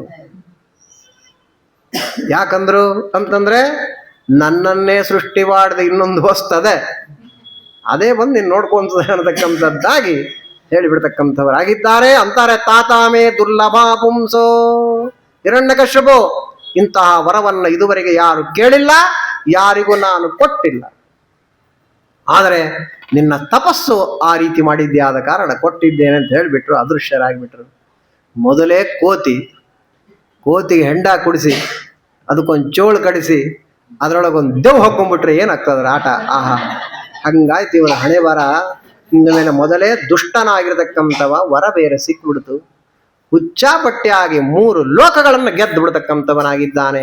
ಇಲ್ಲಿ ಹೇಳಿದ್ದಾರೆ, ಇಂದ್ರಾದಿ ದೇವತೆಗಳಿದ್ದಾರಲ್ಲ, ಇಂದ್ರಾದಿ ದೇವತೆಗಳು ಹುಬ್ಬಳ್ಳಿಯಾಗೆ ಬರ್ಮುಡ ಪ್ಯಾಂಟ್ ಹಾಕೊಂಡು ಗಲ್ಲಿ ಒಳಗೆ ತಿರುಗಾಡ್ಬಿಟ್ರು ಅಂತ ಹೇಳಿದ್ದಾರೆ. ಇಲ್ಲಿ ತಿಳ್ಕೊಳ್ರಿ. ಅಂದ್ರೆ ವೇಷವನ್ನೇ ಮಾರಿಸಿಕೊಂಡು ಭೂಲೋಕದಲ್ಲಿ ಅಡ್ಡಾಡ್ತಾ ಇದ್ದಾರೆ ಇಂದ್ರಾದಿ ದೇವತೆಗಳು ಅಂತಾರೆ ಇಲ್ಲಿ. ಅಷ್ಟು ಹೆದರಿಕಿಟ್ಬಿಟ್ಟಿರ್ತಕ್ಕಂಥವರಾಗಿದ್ದಾರೆ. ಎಂತೆಂಥ ಕಾಲ ಇದು ನೋಡ್ರಿ. ಏನು ಕಾಲ ಕೆಟ್ಟೋಯ್ತು ಆಚಾರ? ಏನು ಕಾಲ ಕೆಟ್ಟಿಲ್ಲ, ಸುಖವಾಗಿದ್ದು ತಿಳ್ಕೊಳ್ರಿ. ಎಂಥ ಸುಖ. ಸ್ವಿಚ್ ಹಾಕಿದ್ರೆ ನೀರು, ಸ್ವಿಚ್ ಎಲ್ಲ ಸ್ವಿಚ್ ಮೇಲೆ ಇದ್ದೀವಿ, ಸ್ವಿಚ್ ಹಾಕಿದ್ರೆ ಫ್ಯಾನ್. ಇಷ್ಟು ಸುಖ ಸ್ವರ್ಗದಾಗಿದ್ದ ಇಟ್ಟಾನ ದೇವರನ್ನ, ರಾಮಕೃಷ್ಣ ಎಲ್ಲ ಕಳ್ತಾ ಇದ್ದೀವಿ. ಎಂತೆಂಥ ಕಷ್ಟ ಕಾಲಗಳು, ಏನ್ ಕತೆ. ಸಂಧ್ಯಾದ್ರು ಮಾಡಿದ್ರೆ ಗಲ್ಲಿಗೆ ಹಾಕ್ತೇನೆ ಅನ್ನುವ ಮನುಷ್ಯ ಇವನು ಹಿರಣ್ಯಕಶ್ಯಪು. ಅಂಥ ಇರತಕ್ಕಂಥವನಾಗಿದ್ದಾನೆ. ವಿಚಿತ್ರವಾಗಿರ್ತಕ್ಕಂಥ ಡಂಗರು ಹೊಡೆದ್ಬಿಟ್ಟ ನೋಡ್ರಿ ಎಲ್ಲ ಕಡೆ. ಯಾರು ಏನ್ ಮಾಡ್ತೀರೋ ನನ್ನ ಹೆಸರಲ್ಲ ಮಾಡಿ ಅಂತ ಅಂದ್ಬಿಟ್ಟೆ ಅವ್ರು. ಏನ್ ಮಾಡ್ಬೇಕಪ್ಪ, ತಿಂಗಳ ಹುಣ್ಣಿಮೆ ನಾವು ಸತ್ಯನಾರಾಯಣ ಪೂಜೆ ಮಾಡ್ತಾ ಇದ್ವಲ್ಲ, ಮಾಡ್ಕೊಂಡ್ ಬಂದ್ಬಿಟ್ಟಿವಿ, ಸಂಪ್ರದಾಯ ಬಿಡೋ ಹಾಗಿಲ್ಲ, ಏನ್ ಮಾಡ್ಬೇಕಂದ್ರೆ ಮಾಡ್ರಿ ಅಂದ. ಅಲ್ಲಿ ಸತ್ಯನಾರಾಯಣ ಹೆಸರು ತೆಗೆದ್ಬಿಡ್ರಿ ಅಷ್ಟೇ, ನನ್ನ ಹೆಸರು ಹಾಕ್ಬಿಡ್ರಿ ಅಷ್ಟೇ. ಹಿರಣ್ಯಕಶ್ಯಪ ಪ್ರೇರಣೆಯ ಹಿರಣ್ಯಕಶ್ಯಪ ಪ್ರೀತ್ಯರ್ಥಂ ಅಂತಾನೆ ಮಾಡ್ಬೇಕಂತ ಹೇಳ್ಬಿಟ್ಟು. ಅಲ್ಲಿ ಮತ್ತೆ ನಮ್ಮ ಅಪ್ಪನ ಶ್ರಾದ್ದ ಮಾಡ್ರಿ, ನನ್ನ ಹೆಸರಲ್ಲ ಇಡ್ರಿ, ನಿಮ್ಮ ಅಪ್ಪನ ಹೆಸರು ಇಡ್ಬೇಡ ಅಂತ ಬಿಟ್ಟ. ಇಂಥ ಮೂರ್ಖರಿರ್ತಾರೆ. ಇವಾಗ ತಮಾಷೆ ಮಾಡ್ತಾ ಇಲ್ಲ ನಾನು. ಮುಂದೆ ಪಿತೃದೇವತೆಗಳು ಬಂದು ಇದೇ ಸ್ತೋತ್ರ ಮಾಡ್ತಾರೆ, ಸ್ವಾಮಿ ನಮ್ಮ ಪಿಂಡವನ್ನೇ ತಗೊಂಡ್ಬಿಟ್ಟಿದ್ದೇವ ಅಂತ ಹೇಳಿ ಮುಂದೆ ಅದು ಸ್ತೋತ್ರನೇ ಇದೆ ಪಿತೃದೇವತೆಗಳು. ಅದಕ್ಕೆ ಹೇಳ್ತಾ ಇದ್ರು. ಇಂಥ ವಿಚಿತ್ರವಾದ ಕಾಲ ಬಂದ್ಬಿಡ್ತಕ್ಕಂಥದ್ದಾಗಿದೆ. ಸಕಾಲಕ್ಕೆ ಸರಿಯಾಗಿ ಸಂಧ್ಯಾ ವಂದನ ಪೂಜೆ ಗೀಜೆ ಏನು ಒಂದಿಷ್ಟು ಶಾಸ್ತ್ರ ಏನು ಮಾಡಲ್ಲ, ಇಂಥಲ್ಲಿ ಹುಡ್ಸ್ಬಿಡ್ತಾನೆ ದೇವರು. ನಮ್ಮನ್ನು ತಿಳ್ಕೊಳ್ರಿ, ಎಚ್ಚರಿಕೆ ಇರತಕ್ಕಂಥವ್ರಾಗಬೇಕು ನಮಗೆ.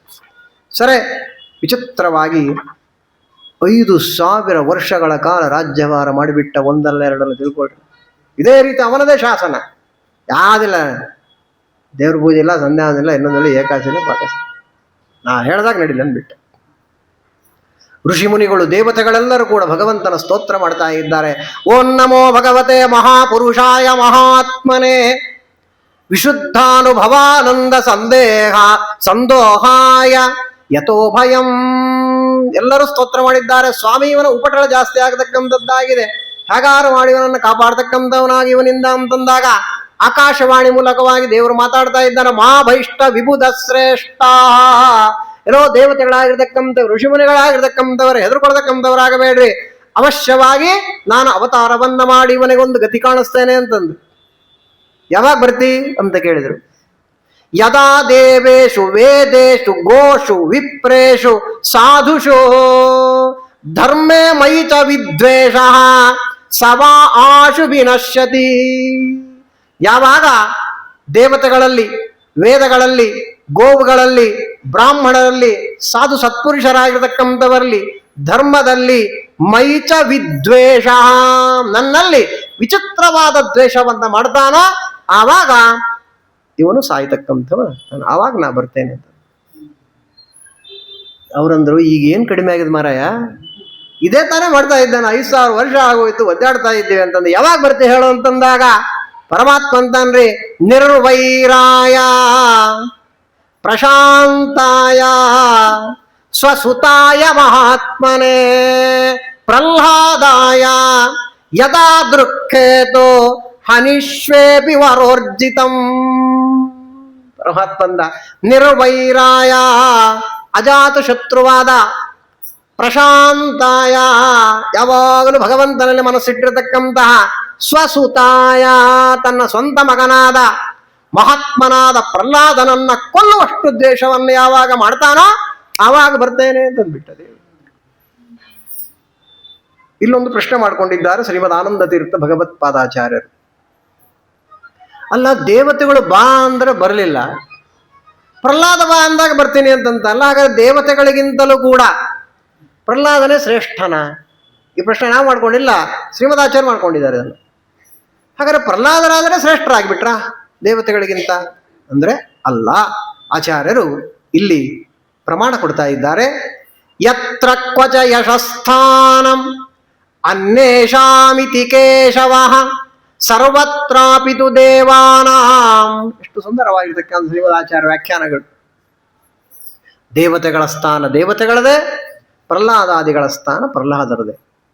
ಆದರೆ ಯತ್ರ ಕ್ವಚ ಯಶಸ್ಥಾನಂ, ಕೆಲವು ಬಾರಿಯಲ್ಲಿ ಒಬ್ಬ ವ್ಯಕ್ತಿಯನ್ನ ಎತ್ತಿ ಹಿಡಿಬೇಕು ಅಂತ ದೇವರ ಸಂಕಲ್ಪ ಇರ್ತದೆ, ಗೊತ್ತಾಯ್ತಲ್ಲ. ಅವರಿಗೆ ಯಶಸ್ಸು ಕೊಡಬೇಕು, ಅವರಿಗೆ ಕೀರ್ತಿ ಕೊಡಬೇಕು ಅಂತ ದೇವರ ಸಂಕಲ್ಪ ಇರ್ತಾದ ಕಾರಣ ಈ ರೀತಿ ಭಗವಂತ ಮಾಡ್ತಾ ಇರ್ತಾನೆ. ಇದಕ್ಕೆ ಆಚಾರ್ಯರೇ ಬೇರೆ ಕಡೆ ಒಂದು ದೃಷ್ಟಾಂತ ಕೊಟ್ಟಿದ್ದಾರೆ. ಏನ್ ದೃಷ್ಟಾಂತ ಕೊಟ್ಟಿದ್ದಾರೆ ಅಂದ್ರೆ, ಈಗ ತಾಯಿ ಇರ್ತಾಳೆ, ಮನೆಯಲ್ಲಿ ಬಡಿಸ್ತಾ ಇರ್ತಾಳೆ ಮಕ್ಕಳಿಗೆ, ಇದು ಆಚಾರ್ಯ ಕೊಟ್ಟ ದೃಷ್ಟಾಂತ. ಬಡಿಸ್ತಾ ಇರ್ತಾಳೆ, ಅಮ್ಮ ತಾಯಿ ಅಂತ ಯಾರೋ ಭಿಕ್ಷದವರು ಒದರ್ತಾರೆ ಹೊರಗಡೆ. ಅವಾಗೇನು ಮಾಡ್ತಾಳೆ, ಹೋಗಿ ಒಂದು ಸ್ವಲ್ಪ ಭಿಕ್ಷೆ ಹಾಕಿ ಬರ್ತಾಳೆ. ಮಕ್ಕಳಿಗಿಂತಲೂ ಭಿಕ್ಷದವನೇ ಶ್ರೇಷ್ಠನಾ? ಆಚಾರ್ಯ ಅಂತಾರೆ ಅಲ್ಲ. ಆ ಸಮಯದಲ್ಲಿ ಮಕ್ಕಳೇ ಆ ಸಮಯದಲ್ಲಿ ಅವನ ಮೇಲೆ ದಯವನ್ನ ತೋರತಕ್ಕಂಥದ್ದಾಗಿ ಅವನಿಗೆ ಆ ಕಾಲದಲ್ಲಿ ಒಂದು ಇಂಪಾರ್ಟೆನ್ಸ್ ಕೊಟ್ಟಿರತಕ್ಕಂಥದ್ದು ಅಂತ. ನಮ್ಮ ಮಹಾನುಭಾವರಾದ ಸತ್ಯಾತ್ಮ ತೀರ್ಥರ ಒಂದು ದೃಷ್ಟಾಂತ ಕೊಡ್ತಾರೆ, ಬಹಳ ಸುಂದರ ದೃಷ್ಟಾಂತ ಸ್ವಾಮಿಗಳು ಕೊಡೋದಕ್ಕಂಥದ್ದು.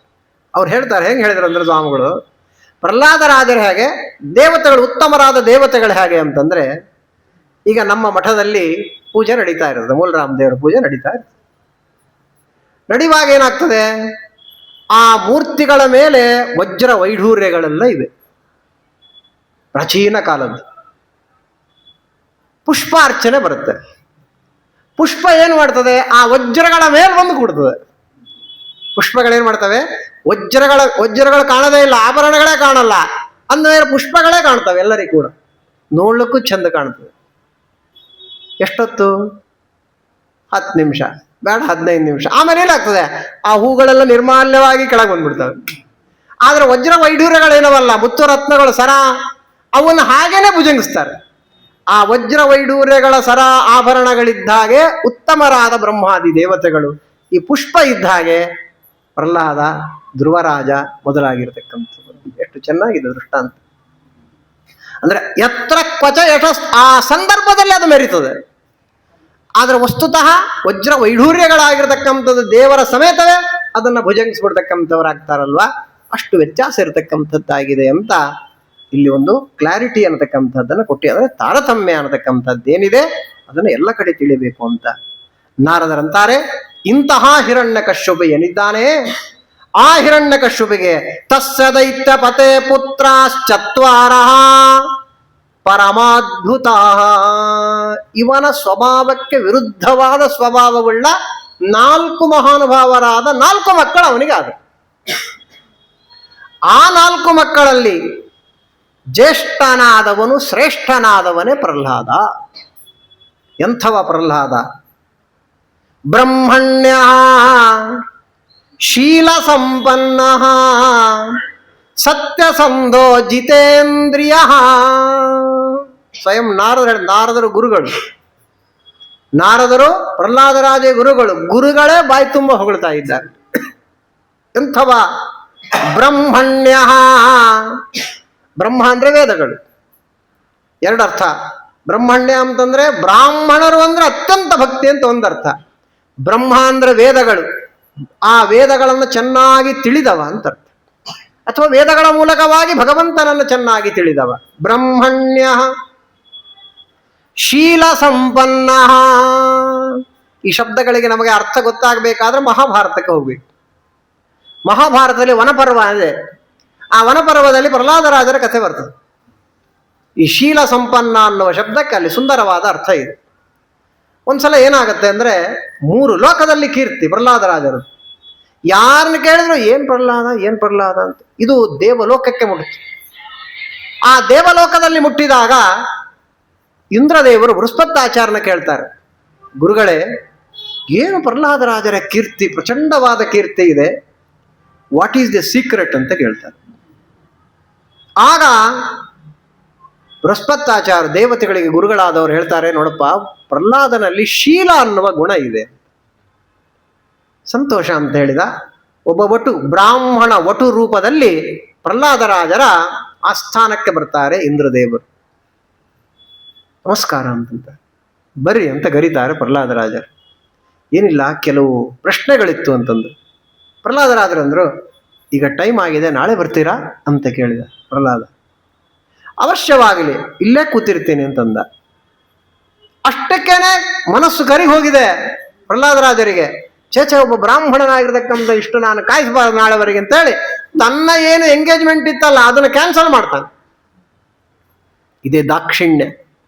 ಅಂದಮೇಲೆ ಅದನ್ನು ಕ್ಯಾನ್ಸಲ್ ಮಾಡಿ ಅವಶ್ಯವಾಗಿ ಏನು ಪ್ರಶ್ನೆ ಕೇಳ್ರಿ ಅಂತ ಕೆಲವು ಪ್ರಶ್ನೆಗಳನ್ನು ಕೇಳದಂತೆ ಮಾಡ್ತಾರೆ. ಯಾರು? ಸ್ವಯಂ ಇಂದ್ರದೇವರು ಮಾಡ್ತಾರೆ. ಮಾಡಿ ಪ್ರಹ್ಲಾದರಾಜನ್ನ ಕೇಳ್ತಾರೆ, ಶೀಲ ಅನ್ನುವ ಗುಣದ ಬಗ್ಗೆನೇ ಪ್ರಶ್ನೆ ಮಾಡ್ತಾರೆ. ಮಹಾಭಾರತದಲ್ಲಿ ಒಂದು ಅಧ್ಯಾಯ ಪೂರ್ತಿಯಾಗಿ ಶೀಲ ಅನ್ನುವ ಗುಣ ಏನು ಅನ್ನುವುದನ್ನು ಪ್ರಹ್ಲಾದರಾಜರು ಹೇಳ್ತಾರೆ. ತುಂಬ ಸುಂದರವಾಗಿದೆ ಅದು. ಆಯಿತು, ಎಲ್ಲ ಆದಮೇಲೆ ಬಹಳ ಸಂತೋಷ ಅಂತ ಕೈ ಮುಗಿತಾನೆ ಮತ್ತೆ ಇಂದ್ರ.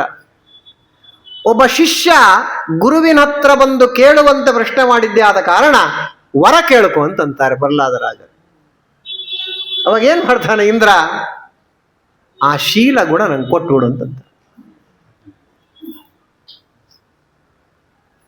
2 ಯೋಚನೆ ಇಲ್ಲ, ಆ ಇಲ್ಲ ಹೂ ಇಲ್ಲ ತಿಳ್ಕೊಂಬಿಡ್ರಿ, ತಥಾಸ್ತ್ ಅಂದ್ಬಿಡ್ತಾರೆ ಪ್ರಹ್ಲಾದರಾಜರು.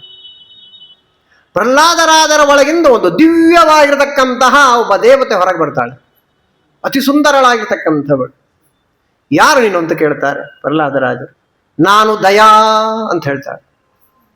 ಇನ್ನೊಂದು ಹೊರಗೆ ಬರ್ತದೆ, ನೀನು ಯಾರು? ನಾನು ದಾಕ್ಷಿಣ್ಯ, ನಾನು ವೈರಾಗ್ಯ. ಏನು ಗುಣಗಳಿತ್ತು, ಒಳ್ಳೊಳ್ಳೆ ಗುಣಗಳು, ಆ ಎಲ್ಲಾ ಗುಣಗಳು ಮೂರ್ತಿಮಂತಾಗಿ ಹೊರಗೆ ಬಂದು ಆ ವಟುವಿನಲ್ಲಿ ಸೇರ್ಕೊಂತವೆ. ಕೊನೆಗೆ ಭಾಗ್ಯಲಕ್ಷ್ಮಿ ಹೊರಗೆ ಬಂದ್ಬಿಡ್ತಾಳೆ. ಶುಕ್ರವಾರ ಭಾಗ್ಯಲಕ್ಷ್ಮಿನೇ ಹೊರಗೆ ಬರ್ತಾಳೆ ಮಹಾನುಭಾವಳು. ಪ್ರಹ್ಲಾದ ನಾನ್ಯಾರು ಗೊತ್ತಾ ಅಂತಾಳೆ, ನಾನೇ ಭಾಗ್ಯಲಕ್ಷ್ಮಿ. ಈಗೋ ಇಲ್ಲಿ ಬಂದಿರತಕ್ಕಂಥ ಯಾರು ಗೊತ್ತಾ? ಇವನು ಸಾಕ್ಷಾತ್ ದೇವೇಂದ್ರನಾಗಿರ್ತಕ್ಕಂಥ. ಇಷ್ಟು ದಿವಸ ನಿನ್ನಲ್ಲಿದ್ದೆ, ಈಗ ಅವರಲ್ಲಿ ಹೋಗ್ತಾ ಇದ್ದೀನಿ ಅಂತ ಹೇಳಿದಾಗ ಆಗಲಾದ್ರೂ ಏನಾದ್ರೂ 2 ಮಾತಾಡ್ಬೇಕಲ್ಲಿ ಪ್ರಹ್ಲಾದರಾಜರು. ಸಂತೋಷ ಪಟ್ಬಿಡ್ತಾರೆ ಪ್ರಹ್ಲಾದರಾಜರು.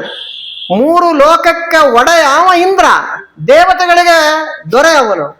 ಭಾಗ್ಯಲಕ್ಷ್ಮಿ ಯಾರಲ್ಲಿರ್ಬೇಕೋ ಅಲ್ಲಿಗೆ ಹೋಗ್ತಾ ಇದ್ದಿನ ಮೇಲೆ ನಾನೇ ಕದಕ್ಕೆ ಟೆನ್ಷನ್ ಮಾಡ್ಕೋಬೇಕು ಅಂತ. ಮನೆಗೆ ಬಂದ ಬ್ರಾಹ್ಮಣ 100 ರೂಪಾಯಿ ಜಾಸ್ತಿ ಕೇಳಿದ್ರೆ ಹೆಂಗ್ ಮಾಡ್ತೀವಿ ನಾವು? ಪ್ರಹ್ಲಾದರಾಜರು ನೋಡಿ ಹೆಂಗಿದೆ, ಎಲ್ಲ ಹೋಯ್ತು. ಇಡೀ ಭಾಗ್ಯಲಕ್ಷ್ಮಿನೇ ಹೊರಗೆ ಬರ್ತಾ ಇದ್ದಾಳೆ. ಇಂದ್ರದೇವರಿಗೆ ಆನಂದ ಆಗಿಬಿಡ್ತು. ಭಲೆ ಅಂತಂದ್ರು. ಸಂಪೂರ್ಣವಾಗಿ ಇಂದ್ರದೇವರು ಆಶೀರ್ವಾದವನ್ನ ಮಾಡಿ ಹೋದ್ರು ಅಂತ ಈ ಕಥೆ ಮಹಾಭಾರತದ ವನಪರ್ವದಲ್ಲಿ ಬರ್ತದೆ. ಯಾಕೆ ಹೇಳಿದನ್ನ? ಶೀಲ ಸಂಪನ್ನ ಸತ್ಯಸಂಧೋ ಜಿತೇಂದ್ರಿಯ, ಇಂದ್ರಿಯಗಳನ್ನು ಗೆದ್ದಿದ್ದಾನೆ. ಸತ್ಯಸಂಧ, ಇನ್ನೊಂದು ಸುಂದರವಾಗಿರತಕ್ಕಂಥ ಶಬ್ದ. ಇದಕ್ಕೂ ವನಪರ್ವದಲ್ಲಿ ಪ್ರಹ್ಲಾದರಾಜರ ಕಥೆ ಇದೆ. ಒಂದು ಸಲ ಒಂದು ಸ್ವಯಂವರ. ಆ ಸ್ವಯಂವರದಲ್ಲಿ ಒಬ್ಬ ರಾಜನ ಮಗಳು ಸ್ವಯಂವರ ಘೋಷಣೆ ಮಾಡಿದ್ದಾಳೆ. ಅಲ್ಲಿಗೆ ಒಬ್ಬ ಸುಯಜ್ಞ ಅಂತ ಒಬ್ಬನು ಬಂದ, ಬ್ರಾಹ್ಮಣ ಬಂದು ಹೇಳ್ತಾನೆ, ಅವನು ಸ್ವಯಂವರಕ್ಕೆ ಬಂದಾನೆ ಬ್ರಾಹ್ಮಣ, ನನಗೆ ಅರ್ಜೆಂಟ್ ಕೆಲಸ ಇದೆ, ನಾಳೆ ಬರ್ತೇನೆ, ನಾಳೆವರೆಗೆ ಸ್ವಯಂವರ ಪೋಸ್ಟ್ಪೋನ್ ಮಾಡು ಅಂತ ಹೇಳೋಗ್ಬಿಟ್ಟವ. ಹಾಗಿದ್ರು ಅಂದ್ಕೊಳ್ಳಿ ಬ್ರಾಹ್ಮರು, ಅವ್ರ ತಪಶಕ್ತಿ ಆಗಿತ್ತು, ಯಾವ ಬ್ರಾಹ್ಮರ ಮಾತು ನಡೀತಿತ್ತು. ಈಗ ಹೇಳ್ತೇನೆ ಮಾತು ಕೇಳಲ್ಲ ಅಂತ ಅವಸ್ಥೆ ಆಗಿಬಿಟ್ಟಿಲ್ಲ ಬ್ರಾಹ್ಮರದ್ದು. ಅಂದ ಮೇಲೆ ಹೇಳಿಬಿಟ್ಟ, ಹೋಗ್ಬಿಟ್ಟ. ಆ ಬ್ರಾಹ್ಮಣ ಹೋಗ್ತಾ ಇರ್ಲಕ್ಕೇನೆ ವಿರೋಚನ ಬಂದ. ಯಾರು ವಿರೋಚನ ಅಂದ್ರೆ ಪ್ರಹ್ಲಾದನ ಮಗ. ಹೇಳಿಲ್ಲ ಅವಳು, ಹೀಗೆ ಬ್ರಾಹ್ಮಣ ಬಂದು ಹೋಗಿದ್ದಾನೆ, ನಾಳೆವರೆಗೆ ಕಾಯಬೇಕು ಅಂತ. ಅವಶ್ಯ ಆಗಲಿ ಅಂದ. ಒಂದು ರತ್ನಪೀಠ ಕೊಟ್ಟಿದ್ದಾಳೆ, ದೊಡ್ಡದಾಗಿರ್ತಕ್ಕಂಥದ್ದು. ರತ್ನಪೀಠದಲ್ಲಿ ಕೂತ್ಬಿಟ್ಟಾನ ಅವನು. ಬ್ರಾಹ್ಮಣ ಬಂದ ಮರುದಿವಸ. ಏನಂದ ಅವನು ವಿರೋಚನ? ಬರೀ ಬ್ರಾಹ್ಮಣರೇ ಅಂದ. ಸೈಡ್ಗೆ ಸರ್ಕೊಂಡ, ಕೂಡ್ರಿ ಅಂದ. ಸರಿಗೆ ತಿಳ್ಕೊಳ್ರಿ ಒಂದೊಂದು ಕತೆ ಹೇಗಿದೆ ಅಂತ. ಕೂಡ್ರಿ ಅಂದ. ಬ್ರಾಹ್ಮಣ ಅಂದ, ನೀನು ಕ್ಷತ್ರಿಯ, ನಾನು ಬ್ರಾಹ್ಮಣ ಅಂತವ. ನೀನು ಕ್ಷತ್ರಿಯವಾಗಿರ್ತಕ್ಕಂಥ ಧರ್ಮವನ್ನು ಅನುಸರಣೆ ಮಾಡುವವ, ನಾನು ಶುದ್ಧ ಬ್ರಾಹ್ಮಣ. ಇಬ್ಬರು ಕೂಡ ಒಂದೇ ಆಸನದಲ್ಲಿ ಕೂಡ ಹಾಗಿಲ್ಲ. ನೋಡಿ ಹೆಂಗಿದೆ ಕಥೆಗಳು. ಎಲ್ಲರೂ ಒಂದೇ ಅನ್ನೋರಿಗೆ ಈ ಕತೆ ಅರ್ಥ ಆಗಲ್ಲ. ನೋಡಿ ಸ್ಪಷ್ಟ ಹೇಳ್ದವ, ನಾ ಕೂಡೋದಿಲ್ಲ ನಿನ್ನ ಬಗಲಿಗೆ, ನೀನೇ ಬೇರೆ ನಾನು ಬೇರೆ, ನಾ ಶ್ರೇಷ್ಠ ನೀ ಕಡಿಮೆ ಅಂದ. ತಾರತಮ್ಯ, ಮಧ್ವ ಮತ, ಗಲಾಟೆ ಹತ್ಬಿಡ್ತು ನೋಡ್ರಿ. ಇವತ್ತು ನಾ ಏನೋ ಹೊರಗಂದ್ರೆ ಇದೇ ಗಲಾಟೆ ಆಗ್ತದೆ ಮತ್ತೀಗ. ಭಯಂಕರ ವಿಚಾರ ಮಾಡ್ದ ಅವನು. ನೀನೇನು ಹೆಚ್ಚು, ನಾನೇ ಹೆಚ್ಚು. ಬ್ರಾಹ್ಮಣ ಅಂದ, ನಾನು ಯಾರು ಗೊತ್ತಾ ಅಂದ. ನಿನ್ಗೆ ಗೊತ್ತಂದ ಬ್ರಾಹ್ಮಣ, ನಾನು ಪ್ರಹ್ಲಾದನ ಮಗ ಅಂದ. ಇರ್ಬೋದಂದ ಬ್ರಾಹ್ಮಣ. ನಾ ಹೇಳ್ತಿರ್ತಲ್ಲ, ನಾ ಆಚಾರ ಮಗ, ನಾ ಸ್ವಾಮಿಗಳು. ನೀ ಯಾವ ಸ್ವಾಮಿಗಳ ಮಕ್ಕಳಾಗ್ಲಿ ಏನಾಗ್ಲಿ, ನಿನ್ನ ಹಣೆ ಬಾರ ಏನಾದ್ರು ಹೇಳ್ಬೋದ್ರು ಅಷ್ಟೇ. ನಾ ಪ್ರಹ್ಲಾದನ ಮಗ ಅಂತಂದ. ಅಷ್ಟೇ ಅಲ್ಲ, ನಾನು ಯಾರ ಕ್ಲಾಸ್ಮೇಟ್ ಗೊತ್ತಾ? ಇಂದ್ರದೇವ್ರ ಕ್ಲಾಸ್ಮೇಟ್ ನಾನಂತಂದ. ನಾ ಎಲ್ಲಿ ಓದಿನಿ ಗೊತ್ತಾ? ಬ್ರಹ್ಮದೇವ್ರ ಹತ್ರ ಓದಿನಿ ಅಂತಂದ. ನೀನ್ ಎಲ್ಲನ ಓದಿರೋ, ಯಾರ ಕ್ಲಾಸ್ಮೇಟ್ನ ಆಗು, ಏನೇ ಆಗು, ನಾನೇ ಶ್ರೇಷ್ಠ ನೀ ಕಡಿಮೆ ಅಂದ ಬ್ರಾಹ್ಮಣ. ಇಬ್ರು ಗಲಾಟೆ ಬಿದ್ದ್ಬಿಡ್ತು. ನಿರ್ಣಯ ಮಾಡೋರು ಯಾರು? ಯಾರ ಹತ್ರ ಹೋಗೋಣ ನಿರ್ಣಯ? ಅವಾಗೆಲ್ಲ ಜಡ್ಜ್ ಅಂದ್ರೆ ರಾಜರೇ ಜಡ್ಜ್ ಆಗಲ್ಲ. ಪ್ರಹ್ಲಾದ ರಾಜರ ಹತ್ರ ಹೋಗೋಣ ಅಂತಂದ ಬ್ರಾಹ್ಮಣ. ಅವನಂದ ವಿರೋಚನ, ನಮ್ಮಪ್ಪ ನಿಮ್ಮಪ್ಪ ಇರ್ಬೋದಾ? ಅವನು ಸತ್ಯಸಂಧ. ನೋಡಿ ಮಾತಾಡ. ಇಬ್ರು ಬಂದ್ರಪ್ಪ, ಏನ್ ಪಣ ಇಟ್ಬಿಟ್ಟಾರ್ರಿ. ತಮ್ಮ ಪ್ರಾಣವನ್ನೇ ಪಣ ಇಟ್ಟಾರೆ. ನಾ ಸೋತ್ರೆ ನಿನ್ ಪ್ರಾಣ ನನ್ನ ಕೈಯಾಗ, ನೀ ಸೋತ್ರೆ ಹಿಂಗಿಟ್ಬಿಟ್ಟಿದ್ದಾರೆ. ನನ್ನ ಮಗನ ಪ್ರಾಣ ಈ ಬ್ರಾಹ್ಮಣನ ಕೈಯಲ್ಲಿದೆ ಅಂತ ಗೊತ್ತಿದೆ. ಪ್ರಹ್ಲಾದ ರಾಜರಿಗೆ ಬಂದು ಕೇಳಿದ್ರು, ಯಾರು ಶ್ರೇಷ್ಠ ಅಂತ. ಯಾವ ವಿಚಾರನೇ ಇಲ್ಲ, ಸತ್ಯಸಂಧಃ, ಆ ಬ್ರಾಹ್ಮಣನೇ ಶ್ರೇಷ್ಠ ಅಂತ ಜಡ್ಜ್ಮೆಂಟ್ ಕೊಟ್ಬಿಟ್ರಿ ಮಹಾನುಭಾವರಾಗಿರತಕ್ಕಂಥ ಪ್ರಹ್ಲಾದ ರಾಜರು. ಆನಂದ ಆಗ್ಬಿಡ್ದ ಬ್ರಾಹ್ಮಣನಿಗೆ. ಭಲೆ ಅಂದ, ಎಂಥ ಸತ್ಯಸಂಧನಾಗಿರತಕ್ಕಂಥವ. ನಿನ್ನ ಸತ್ಯಸಂಧತೆಗೆ ನಾನು ಮೆಚ್ಚಿರ್ತಕ್ಕಂಥವನಾಗಿದ್ದೇನೆ. ಈಗ ನಿನ್ನ ಮಗನ ಪ್ರಾಣ ನನ್ನ ಕೈಲಿದಲ್ವಾ, ಅದನ್ನು ವಾಪಸ್ ಕೊಡ್ತಕ್ಕಂಥವನಾಗಿದ್ದೇನೆ. ಆ ಹೆಣ್ಣನ್ನು ಕೂಡ ನಿನ್ನ ಮಗನೇ ಮದುವೆ ಆಗಲಿ ಅಂತೇಳಿ ಆಶೀರ್ವಾದ ಮಾಡಿ ಬ್ರಾಹ್ಮಣ ಹೊರಟೋಗ್ಬಿಡ್ತಕ್ಕಂಥವನಾಗ್ತಾನೆ. ಈ ಕಥೆ ವನಪರ್ವದಲ್ಲಿ ಇವತ್ತಿಗೂ ನಾವು ಕಾಣ್ತಾ ಇದ್ದೀವಿ. ಮಹಾಭಾರತದಲ್ಲಿ ಸತ್ಯಸಂಧೋ ಜಿತೇಂದ್ರಿಯ. ಇಂತಹ ಪ್ರಹ್ಲಾದ ಮಹಾರಾಜರು ಹೇಗಿದ್ರು ಅದನ್ನು ಹೇಳ್ತಾರೆ. ನಸ್ತ ಕ್ರೀಡನಕೋ ಬಾಲೋ ಜಡವತ್ತನ್ಮನಾ ಸದಾ ಕೃಷ್ಣಗ್ರಹ ಗ್ರಹೀತಾತ್ಮ ನವೇದ ಜಗದೀದೃಶಂ. ಹೆಂಗಿದ್ರು ಆ ಪ್ರಹ್ಲಾದ ರಾಜರು ಅಂದ್ರೆ, ಸಾಮಾನ್ಯವಾಗಿ ಪುಟ್ಟದಾಗಿರ್ತಕ್ಕಂಥ ಮಕ್ಕಳು ಅಂತ ಯಾರಿರ್ತಾರೆ ನೋಡ್ರಿ, ಮಕ್ಕಳಿಗೆ ಯಾವಾಗಲೂ ಕೂಡ ಆಟಿಕೆ ಸಾಮಾನು, ತಿಂಡಿ ತಿನಿಸುಗಳು ಇದೇ ತಾನೇ ಅವಕ್ಕೆ ಬಹಳ ಇಷ್ಟ. ಚಾಕ್ಲೇಟ್ ತಂದು ಕೊಡೋದು, ಇನ್ನೊಂದು ತಂದು ಕೊಡೋದು. ನಾವು ಅದಕ್ಕೆ ಹಾಗೆ ಬೆಳೆಸಿರ್ತೀವಿ ಪಾಪ. ಅಂದಮೇಲೆ ಏನಾದ್ರು ತಿಂಡಿ ಅನ್ನತಕ್ಕಂಥದ್ದು, ನಾನಾ ವಿಧವಾದ ಆಟಿಕೆ ಸಾಮಾನು, ಟಿಶುಮ್ ಅದೇ ತಂದು ಕೊಡ್ತಿರ್ತಾರೆ ಪಾಪ. ಇದರಲ್ಲೇ ಇರ್ತಾವು, ಬ್ಯಾಟು ಬಾಲು ಇನ್ನೊಂದು, ಇದ್ರಾಗೆ ಕಾಲ ಕಳಿತಿರ್ತಾವು. ಪ್ರಹ್ಲಾದ ರಾಜರು ಹೆಂಗಿದ್ರು ಅಂದ್ರೆ, ನಸ್ತ ಕ್ರೀಡ ನಕೋ ಬಾಲೋ. ಆ ಕೂಸಿಗೆ ಆಟ ಇಷ್ಟನೇ ಇಲ್ಲ, ಅದಕ್ಕೆ ತಿಂಡಿ ತೀರ್ಥ ಅದಕ್ಕೆ ಇಷ್ಟನೇ ಇಲ್ಲ ಅದಕ್ಕೆ. ಮತ್ತೆ ಹೆಂಗಿದ್ದ ಅಂದ್ರೆ, ಕೃಷ್ಣ ಗ್ರಹ ಗ್ರಹೀತಾತ್ಮ. ಒಂದು ಹುಚ್ಚಿಡಿದು ಬಿಟ್ಟೆ ಅಂತ, ಒಂದು ಗ್ರಹ ಹಿಡಿದು ಬಿಟ್ಟಿತ್ತಂತ ಅವನಿಗೆ. ಏನ್ ಗ್ರಹ ಹಿಡಿದಿತ್ತಪ್ಪ ಅಂದ್ರೆ, ಕೃಷ್ಣ ಗ್ರಹ ಗ್ರಹೀತಾತ್ಮ. ಆ ಕೃಷ್ಣನೆಂಬತಕ್ಕಂಥ ಗ್ರಹ ಹಿಡಿದು ಬಿಟ್ಟಿತ್ತು ಅವನಿಗೆ, ದೇವರು ಅನ್ನೋ ಹುಚ್ಚಿಡಿದು ಬಿಟ್ಟಿತ್ತು ಅವನಿಗೆ ಅಂತ. ತನ್ನದೇ ಲೋಕದಲ್ಲಿರ್ತಾ ಇದ್ದಾನೆ ಯಾವಾಗಲೂ ಕೂಡ. ತಾನಾಯ್ತು ದೇವರಾಯ್ತು. ನೋಡ್ರಿ, ಭಕ್ತರಿಗೆ ಏನ್ ಬೇಕಾಗುದೇ ಇಲ್ಲ ಅವರಿಗೆ. ನಮಗೆ ನಾವು ಭಕ್ತರೇ ಅಲ್ಲ ಆದ ಕಾರಣ ನಮಗೆ ಅದು ಬೇಕು ಇದು ಬೇಕು ಏನೇನೋ ಬೇಕು ನಮಗೆಲ್ಲ. ಆದ್ರೆ ಭಕ್ತರಿಗೆ ದೇವರು ಸಾಕು, ಅವ್ರಿಗೆ ಇನ್ನೇನು ಬೇಡ ಅವ್ರಿಗೆ. ಹಂಗಿದ್ದಾನೆ ಪ್ರಹ್ಲಾದ ಮಹಾರಾಜ ಅಂತ ಹೊಗಳ್ತಾ ಇದ್ದಾರಲ್ಲಿ. ಇದನ್ನು ಕೇಳುವಾಗೆಲ್ಲವೂ ಕೂಡ ಸತ್ಯಾತ್ಮ ತೀರ್ಥರೇ ನೆನಪಾಗ್ತದೆ. ಇದು ಯಾವ ಕಾಲ? ಕೃತಯುಗರಿ. ಅದು ಕೃತಯುಗ ಅಂದ್ರೆ 4 ಪಾದ ಧರ್ಮ, ಅಧರ್ಮ ಇರೋದೇ ಇಲ್ಲ ಕೃತಯುಗದಲ್ಲಿ. ಆ ಕಾಲ ಇದು ಕೆಟ್ಟದಾಗಿರ್ತಕ್ಕಂಥ ಕಲಿಯುಗ. ಇಂತಹ ಕಲಿಯುಗದಲ್ಲಿ ಏನು ನಮ್ಮ ಸತ್ಯಾತ್ಮ ತೀರ್ಥರು, ಏನು ಆಶ್ಚರ್ಯ ಇದು. 4 ವರ್ಷ ರೀ, 4 ವರ್ಷಕ್ಕೆ ಮುಂಬೈಗೆ ಹೋಗ್ಬಿಟ್ಟಿದ್ದ ಕೂಸು, ತಿಳ್ಕೊಳ್ಳಿ. 4 ವರ್ಷಕ್ಕೆ ಹೋಗ್ಬಿಟ್ಟಿದೆ ಅದು. 4 ವರ್ಷದಿಂದ ಸಾಧನ ಕೂಸು. ಏನೋ ನಂಬ್ಲಕ್ಕಾಗತ್ತಾ ಹೇಳಿ? ಇವತ್ತು ಯಾರಾದ್ರೂ ಕೇಳಿ ಹೇಳ್ತಾರಲ್ಲ ಇದೇ ಮಾತೆ. ನಸ್ತ ಕ್ರೀಡ ನಕೋಬಾಲು, ಒಂದಾಟ ಆಡಿಲ್ಲ ಅವರು. ಬರೀ ಅಷ್ಟೇ ಅಲ್ಲ, ತಿಂಡಿ ತೀರ್ಥ ಇಷ್ಟನೇ ಇಲ್ಲ ಅವರಿಗೆ ಆ ಸಣ್ಣ ವಯಸ್ಸಿನಲ್ಲಿಯೇ. ಇದನ್ನು ಯಾರೋ ಬಾಯಿಂದ ಕೇಳಿಲ್ಲ ನಾನು, ಸ್ವಂತ ಅವರ ತಾಯಿ ಬಾಯಿಂದ ಕೇಳಿನ ನಾನು, ಬೇರೆಯವ್ರ ಬಾಯಿಂದ ಕೇಳಿದ್ದಲ್ಲ ಇದು. ರಾಯಚೂರಲ್ಲಿ ಸ್ವಾಮಿಗಳು ಚಾತುರ್ಮಾಸಕ್ಕಿದ್ರು. ಅಲ್ಲಿ ಮುಂಗ್ಲಿ ಪ್ರಾಣದೇವರು ದೇವಸ್ಥಾನ ಅಂತಿದೆ, ಅಲ್ಲಿ ಭಿಕ್ಷಾ ಇತ್ತು. ಅಲ್ಲಿ ಸ್ವಲ್ಪ ಆ್ಯಕ್ಟಿವ್ ಆಗಿದ್ದೆ ನಾನು. ಬ್ರಾಹ್ಮಣರೆಲ್ಲ ಇಂತಲ್ಲಿ ಊಟ ಕೂಡಿಸಂದ್ರು. ಎಲ್ಲರನ್ನ ಊಟ ಕೂಡಿಸಿ ಎಲ್ಲ ಮಾಡಿ ನಾ ಬರೋದ್ರಾಗೆ ಮೊದಲನೇ ಪಂಕ್ತಿ ಅಲ್ಲಿ ಕೂತು ಬಿಟ್ಟಿದ್ರು ಆಲ್ರೆಡಿ. ನನಗೆ ಜಾಗ ಇರಲಿಲ್ಲ ಕೂಡ್ಲಿಕ್ಕೆ. ಅವ್ರ ತಾಯಿ ಪಕ್ಕದಲ್ಲಿ ಒಂದು ಜಾಗ ಇತ್ತು, ಇಲ್ಲೇ ಬಾ ಅಂದ್ರು, ಅಲ್ಲೇ ಊಟಕ್ಕೆ ಕೂತೆ. ನಾ ಕೂತಿನೇ ಸ್ವಾಮಿಗಳು ಬಂದೇ ಬಿಟ್ರು ಬಡಿಸ್ಲಿಕ್ಕೆ. ನಾ ಸಹಜವಾಗಿ ಹೇಳಿದೆ, ಏನು ಊಟನೇ ಮಾಡಲಿಲ್ಲ, ಏನು ಇವ್ರು ಹಿಂಗೆ ಬಂದ್ಬಿಡ್ತಾರೆ ಅಂತಂದೆ. ಆವಾಗ ಅವ್ರ ತಾಯಿ ನನಗೆ ಡೈರೆಕ್ಟಾಗಿ ಹೇಳಿದ್ದು ಈ ಮಾತು, ತಿಳ್ಕೊಳ್ಳಿ ಶ್ರೀಕಾಂತಾಚಾರ್ಯ, ಇವರು ಇವತ್ತಿಂದಲ್ಲ, ಸಣ್ಣ ಹುಡುಗಿದ್ದಾಗಿಂದಲೂ ಹಿಂಗೆ ಇವರು ಅಂತ ಹೇಳಿದ್ರು ಅವ್ರ ತಾಯಿ. ಚೊಚ್ಚಲು ಮಗ ಬೇರೆ, ಯಾವಾಗೋ ಬರಬೇಕು, ಅವರು ಬರೋದೇ ಕಡಿಮೆ, ಮುಂಬೈಯಿಂದ ಬೆಂಗಳೂರಿಗೆ ಬರ್ಬೇಕು ಯಾವಾಗನ. ಮಗ ಬಂದಾನೆ ಅಂತ ರುಚಿ ರುಚಿ ತಿಂಡಿ ಮಾಡ್ಬೇಕು ಅವ್ರ ತಾಯಿ. ಇವರು ತಿಂತಿರ್ಲಿಲ್ಲ. ತಿಳ್ಕೊಳ್ಳಿ ಹೆಂಗಿದೆ ಇದು ಕಲಿಯುಗದಾಗಿಂತ ಕತೆ. ಇವರು ತಿಂತಾ ಇರಲಿಲ್ಲ. ತಾಯಿ ಮಗನಿಗೆ ಜಗಳ ಅಂತ ಅವ್ರಮ್ಮ ಹೇಳಿದ್ದು. ಒಂದ್ಸಲ ವಿಪರೀತ ಜಗಳ ಆಡಿ ಅತುವಂತ ಕೂತ್ಬಿಟ್ಟೆ ನಾನು ಅಂದ್ರೆ ಅವರು. ತಾಯಿಯ ಹೃದಯನೇ ಬೇರೆ ಇರ್ತದಪ್ಪ. ಮಗ ಬಂದ ನಾವು ಏನು ತಿಂಡಿ ತೀರ್ಥವಾಡಿ ಹಾಕ್ಬೇಕು ಅಂತ ಇರ್ತದೆ. ಒಂದ್ಸಲ ನನಗೆ ಬಹಳ ವಿಚಾರ ಆಗಿ ಕಣ್ಣಾಗಿ ನೀರು ಬಂದು ಎದುರಿಗೆ ಕೂತ್ರವರು. ಏನು ಹೇಳಿದ್ರು ಅಂತ ಹೇಳಿ ಕೈ ಮೈ ರೋಮಾಂಚನ ಆಗ್ತದೆ, ತಿಳ್ಕೊಳ್ಳಿ. ಅವ್ರು ಹೇಳ್ತಾರೆ, ಆ ಸಣ್ಣ ವಯಸ್ಸಲ್ಲಿ ತಾಯಿಗೆ ಹೇಳ್ತಾರೆ, ಅಮ್ಮ ಯಾಕಿಷ್ಟು ಟೆನ್ಷನ್ ನಿನಗೆ? ವಸ್ತು ಏನಿದೆ ಆ ಪದಾರ್ಥ ಹೊರಗಿದ್ದಾಗ ರುಚಿ ಗೊತ್ತಾಗಲ್ಲ, ಒಳಗೆ ಹೋದ ಮೇಲೆ ರುಚಿ ಗೊತ್ತಾಗಲ್ಲ. ತಿಳ್ಕೊಳ್ಳಿ, ಸತ್ಯಾತ್ಮರ ಮಾತೆ ಆಗಿದೆ. ಸಣ್ಣ ವಯಸ್ಸಿನಲ್ಲಿ ನಾಲಿಗೆ ಮೇಲೆ ಇರೋಷ್ಟು ಮಾತ್ರ ಅದರ ರುಚಿ ನಮಗೆ ಗೊತ್ತಾಗ್ತದೆ. ನಾಲಿಗೆ ಮೇಲೆ ಎಷ್ಟೊತ್ತು ಇರ್ತದೆ? ಫ್ಯೂ ಸೆಕೆಂಡ್ಸ್ ಇರ್ತದೆ ಅಷ್ಟೇ. ಅಷ್ಟೊತ್ತೇ ನಾಲಿಗೆ ಮೇಲೆ ಇರ್ತದೆ. ಅಷ್ಟಕ್ಕೆ ಇಷ್ಟ ಕಷ್ಟಪಡ್ಬೇಕು ಅಂತ ಅವರ ತಾಯಿ ಕೇಳಿದ್ದಾರೆ. ವಿಚಾರ ಮಾಡಿ, ನಮ್ಗೆ ಯಾವಾಗ ಬರ್ತದೆ ಇರ್ತಲ್ಲಿ ರುಚಿ ರುಚಿ ರುಚಿ ರುಚಿ ಮಾಡ್ಕೊಂಡು ತಿನ್ಬೇಕು ಹೇಗಂದ್ರಲ್ಲೇ ಇಡೀ ಜಗತ್ತದ್ರಿ. ಹೌದಲ್ಲ? ನಾಳೆ ಏನು ಮಾಡ್ತಿ ಅಂತ ತಿಳ್ಕೊಂಡ್ರೆ ರಾತ್ರಿ ಮಲ್ಕೊಂತಾನೆ ನಾವು. ನಮ್ಮ ಅವಸ್ಥೆ ಇರೋದು ಹೀಗದೆ. ಏನು ಅವ್ರ ಸಾಧನೆ ವಿಚಾರ ಮಾಡ್ರಿ. ನನಗೆ ಆಶ್ಚರ್ಯ ಆಗ್ಬಿಡ್ತು ಕೇಳಿ. ಅವ್ರ ತಾಯಿ ಹೇಳ್ತಾ ಇದ್ದಾರೆ ಈ ಮಾತನ್ನ.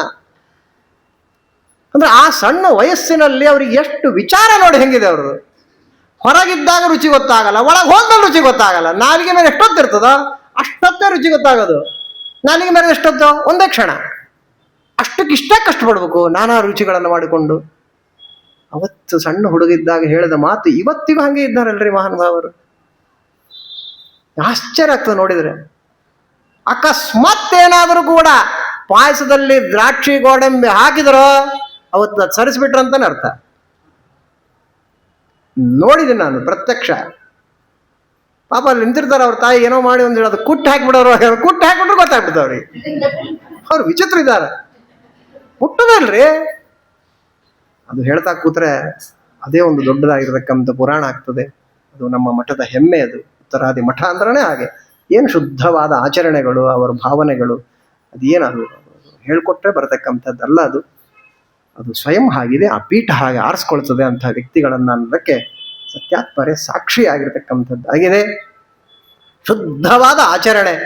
2 ಭಕ್ರಿ ತಿಂತಾರ್ರಿ ಪಾಪ. ಆ ತೊಪ್ಪಲು 1-2 ಕಾಳು ನೆನೆ ಇಟ್ಟಿರತಕ್ಕಂಥವರಾಗಿರ್ತಾರೆ. ಆ ಕಾಳು ತೊಪ್ಪಲು ಭಕ್ರಿನೇ ಹೆಚ್ಚಿರತಕ್ಕಂಥದ್ದು. ಇನ್ಯಾ ಮುಟ್ಟದೇ ಇಲ್ಲ. ಪಾಯಸ ಏನೋ ಮಾಡಿರ್ತಾನೆ, ಅದು ನೋಡಿದ್ರೆ ಗೊತ್ತಾಗ್ತದೆ ಏನು ಮಾಡಿರ್ತಾರೆ ಅವ್ರಂತ. ಅಷ್ಟಕ್ಕೆ ಮುಗುದೇ ಹೋಯ್ತು ಅವ್ರದ್ದು. ಮುಗಿತ ಮರ ಎದ್ದು ಬಂದೇ ಬಿಡ್ತಾರೆ ಮಾನವರು.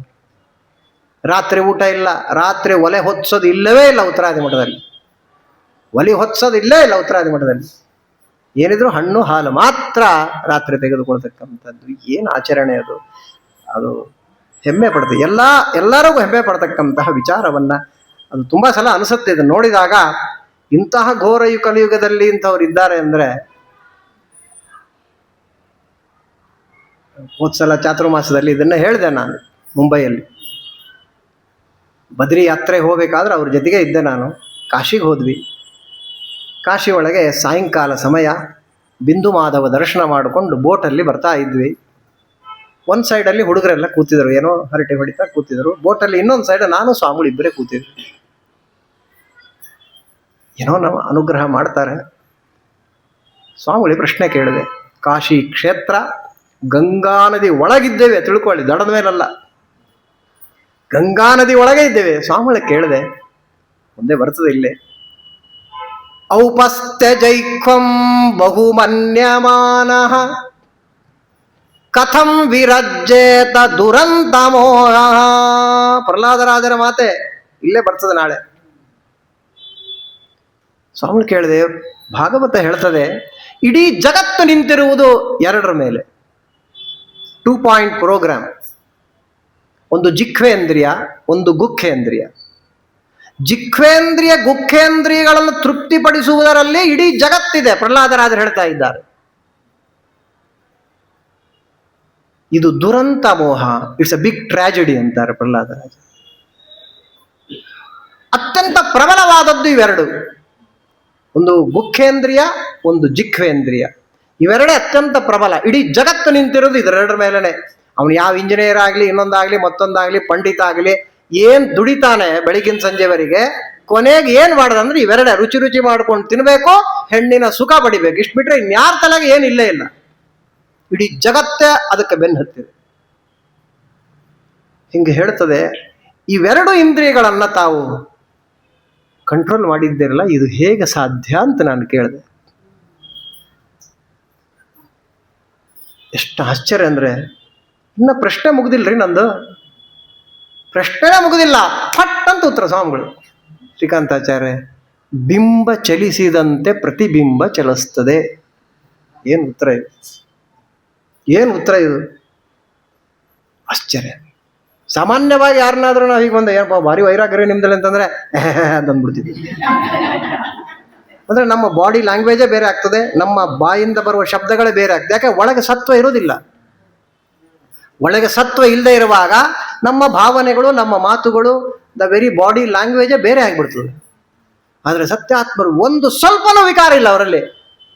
ನನಗೆ ಸ್ವಂತ ನನ್ನ ಅನುಭವ ನಿಮಗೆ ಹೇಳ್ತಾ ಇದ್ದೇನೆ. ಒಂದು ಸ್ವಲ್ಪನೂ ವಿಕಾರ ಇಲ್ಲದೆ ಬಿಂಬ ಚಲಿಸಿದಂತೆ ಪ್ರತಿಬಿಂಬ ಚಲಿಸ್ತದೆ. ಏನ್ರಿ ಉತ್ತರ ಇದು! ಎಷ್ಟು ಭಗವಂತನಲ್ಲಿ ಅವರಿಗೆ ವಿಶ್ವಾಸ ಇದೆ! ಏನ್ ಕತೆ, ಏನ್ ಭಕ್ತಿ ಅವರಿಗೆ, ಏನ್ ವಿಚಿತ್ರ ಅದು! ಇಂಥ ನಿಜವಾದ ಗುರುಗಳಪ್ಪ ಅಂತ ಅನಿಸ್ತು ನನಗೆ. ಯಾರು ಸಿಗ್ತಾರೆ ಹೇಳ್ರಿ ಇಂಥವ್ರನ್ನ? ಅವ್ರನ್ನ ಸರಿಯಾಗಿ ನಾವು ಬಳಸ್ಕೊಂತ ಇಲ್ಲ, ಉದ್ಧಾರ ನಾವು ಆಗ್ತಾ ಇಲ್ಲ. ಅಂಥ ಸ್ವಾಮಿಗಳು, ಅಂಥ ಗುರುಗಳು ಸಿಕ್ಕಾಗಲೂ ಕೂಡ ನಾವು ಉದ್ಧಾರ ಆಗಲ್ಲ, ನಮಗೆ ಜ್ಞಾನ ಭಕ್ತಿ ವೈರಾಗ್ಯ ಬರಲ್ಲ ಅಂದ್ರೆ ಎಂಥ ಪಾಪಿಷ್ಟ್ರು ಇರಬೇಡ ನಾವು. ಇದನ್ನು ಸ್ವಾಮಿಗಳು ಎದುರಿಗೆ ಹೇಳ್ಬಿಟ್ಟಿದ್ದೆ ನಾನು. ನಿಮ್ಮಂಥವ್ರು ಇದ್ದಾಗಲೂ ಕೂಡ ನಮಗೊಂದಿಷ್ಟು ವೈರಾಗ್ಯ ಬರೋದಿಲ್ಲ, ನಾವು ಸಾಧನೆ ಮಾಡಲ್ಲ ಅಂದ್ರೆ ಎಂಥ ಪಾಪಿಷ್ಟ್ರು ಇರಬೇಡ ನಾವು ಅಂತ. ನಿಂಗೆ ಪಟ್ಟದ ಹೊಡೆದು ಬಿಡ್ತಾರ ಪಾಪ. ಯಾಕೆ ಹೇಳಿದೆ? ಇಲ್ಲಿ ಒಂದೊಂದಾಗಿ ಹೇಳ್ತಾ ಇದ್ರೆ ವಿಚಿತ್ರ ಅನಿಸ್ತದೆ. ಕ್ವಚಿದ್ರುತಿಥಿ ಗೋವಿಂದ ಚಿಂತಾ ಅಚಂಚಲ ಚೇತನ ಕ್ವಚಿದ್ಧಸತಿ ತಚ್ಚಿಂತಾ ಲಾದ ಉದ್ಗಾಯತಿ ಕ್ವಚಿತ್. ಅವನಿಗೆ ಆಟ ಬೇಡ, ತಿಂಡಿ ಬೇಡ, ಮತ್ತೆ ಏನಿದ್ದಾನೆ, ಏನ್ ಮಾಡ್ತಾನೆ ಅಂದ್ರೆ ಇದ್ದಕ್ಕಿದ್ದಾಗ ನಗತಾನೆ, ಇದ್ದಕ್ಕಿದ್ದಾಗ ಅಳ್ತಾನೆ, ಇದ್ದಕ್ಕಿದ್ದಾಗ ನರ್ತನ ಮಾಡ್ತಾನೆ, ಕುಣಿತಕ್ಕಂಥವನಾಗ್ತಾನೆ, ಇದ್ದಕ್ಕಿದ್ದಾಗ ಒದರ್ತಕ್ಕಂಥವನಾಗ್ತಾನೆ, ಇದ್ದಕ್ಕಿದ್ದಾಗ ಗಂಭೀರವಾಗಿ ಕೂತ್ಬಿಡ್ತಕ್ಕಂಥವನಾಗ್ತಾನೆ. ಹೇಳ್ತಾ ಇದ್ದಾರೆ. ಇದೇ ಭಕ್ತರ ಲಕ್ಷಣ. ನಗುವರೋ, ರೋದಿಸುವರೋ, ನಾಟ್ಯವಾಡುವರೋ, ಬಗೆಯರೋ, ಬಡತನ ಭಾಗ್ಯ ಭಾಗವತರೋ, ತೆಗೆಯರೋ ನಿನ್ನಲ್ಲಿ ಮನವ ಒಮ್ಮೆಯಾದರೋ, ಜಗನ್ನಾಥ ವಿಠಲ ನಿನ್ನವರೇನು ಧನ್ಯರು, ಪಾಂಡುರಂಗ ನಿನ್ನ ಕೊಂಡಾಡುವ ಮಂಗಳಾತ್ಮರ, ಸಂಗ ಸುಖವಿತ್ತು ಕಾಯೋ ಕರುಣ ಸಾಗರ. ಇಂಥ ಮಹಾನುಭಾವರು ಇನ್ ದರ್ ಓನ್ ವರ್ಲ್ಡ್ ಅಂತಾರಲ್ಲ, ಹಾಗೆ ತಮ್ಮದೇ ಆಗಿರತಕ್ಕಂತಹ ಪ್ರಪಂಚದಲ್ಲಿ ಇರ್ತಾರೆ. ಯಾವುದದು ಪ್ರಪಂಚ? ತಾವಾಯ್ತು, ದೇವರಾಯ್ತು ಅಷ್ಟೇ. ನಾವು ಹಾಗೆ ಇರಬೇಕು. ಇದು ನಮಗೆ ಸಂದೇಶ. ಹರಿ ಪ್ರಹ್ಲಾದರಾಜರ ಕಥೆ ಕೇಳಿ, ಮಹಾನುಭಾವರು ದೊಡ್ಡವರು, ರಾಯರು ದೊಡ್ಡವರು, ಅವ್ರು ದೊಡ್ಡವರು, ನಿನ್ಗೇನು ಬಂತು? ಅವರಲ್ಲಿರುವ ಗುಣಗಳೇನಿವೆ ಅವುಗಳ ನಮ್ಮ ಯೋಗ್ಯತಾನುಸಾರವಾಗಿ ನಾವು ಅಳವಡಿಸಲಿಕ್ಕೆ ಪ್ರಯತ್ನ ಮಾಡಬೇಕು. ಅದ್ಯಾಗ್ರಿ ಸಾಧ್ಯ ಅಂದ್ರೆ ಪ್ರಾಕ್ಟೀಸ್ ಮಾಡಬೇಕು. ಅಲ್ಲಿ ನಾವು ಸಂಸಾರದಲ್ಲಿದ್ದೇವಲ್ಲ, ಹೆಂಗೆ ಪ್ರಾಕ್ಟೀಸ್? ಅವರು ಸಂಸಾರದಲ್ಲಿದ್ದವರೇ. ತ್ವಮೇವ ಮಾತಾಚ ಪಿತಾ ತ್ವಮೇವ, ತ್ವಮೇವ ಬಂಧುಶ್ಚ ಸಖಾ ತ್ವಮೇವ. ಹೆಂಡತಿ, ಗಂಡ, ತಂದೆ, ತಾಯಿ, ಅತ್ತೆ, ಮಾವ, ಮಕ್ಕಳು, ಸೊಸೆಂದ್ರು ಎಲ್ಲರೊಳಗೆ ದೇವರಿದ್ದಾನೆ ಅಂತ ತಿಳ್ಕೊಳ್ಳಿ.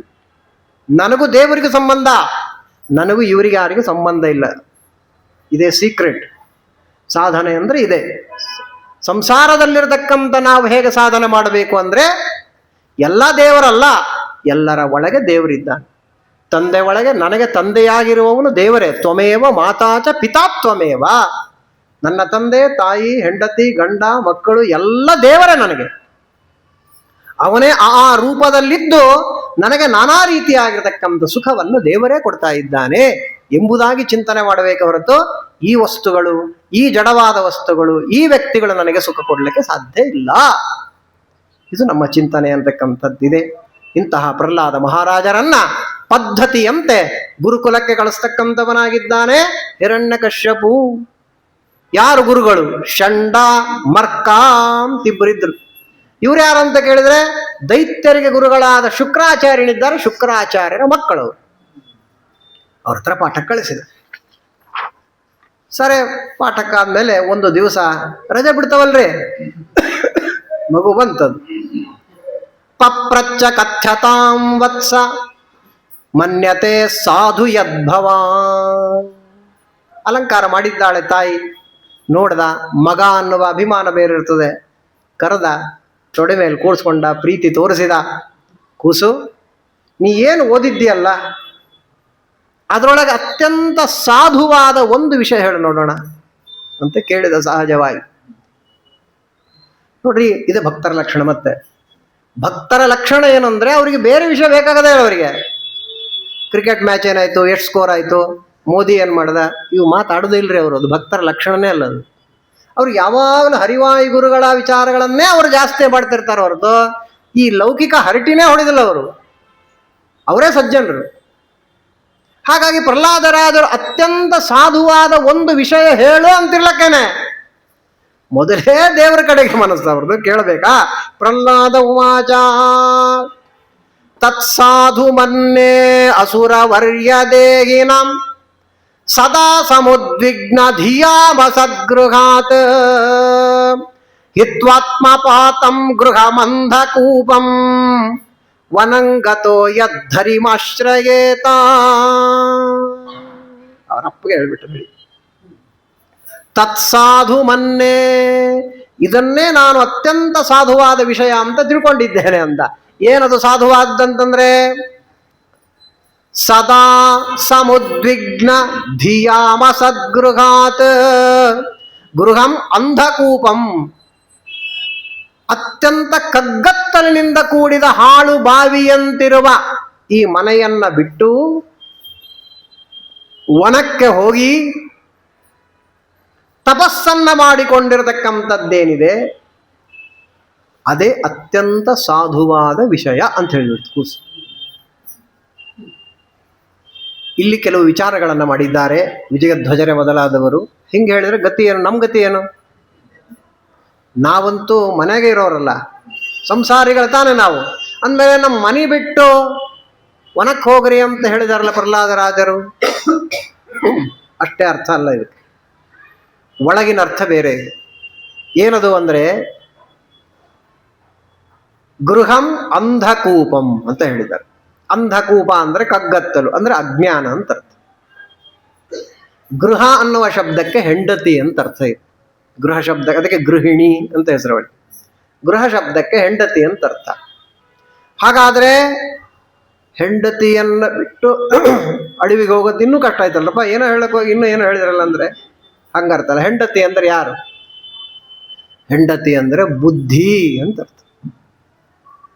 ಬುದ್ಧಿಂತು ಪ್ರಮದಾಂ ವಿದ್ಯಾತ್ ಅಂತ ಭಾಗವತವೇ ಹೇಳಿದೆ. ಚತುರ್ಥ ಸ್ಕಂದ ಭಾಗವತದಲ್ಲಿ ಪುರಂಜನ ಉಪಾಖ್ಯಾನದಲ್ಲಿ ಈ ವಿಷಯ ಬಂದಿದೆ.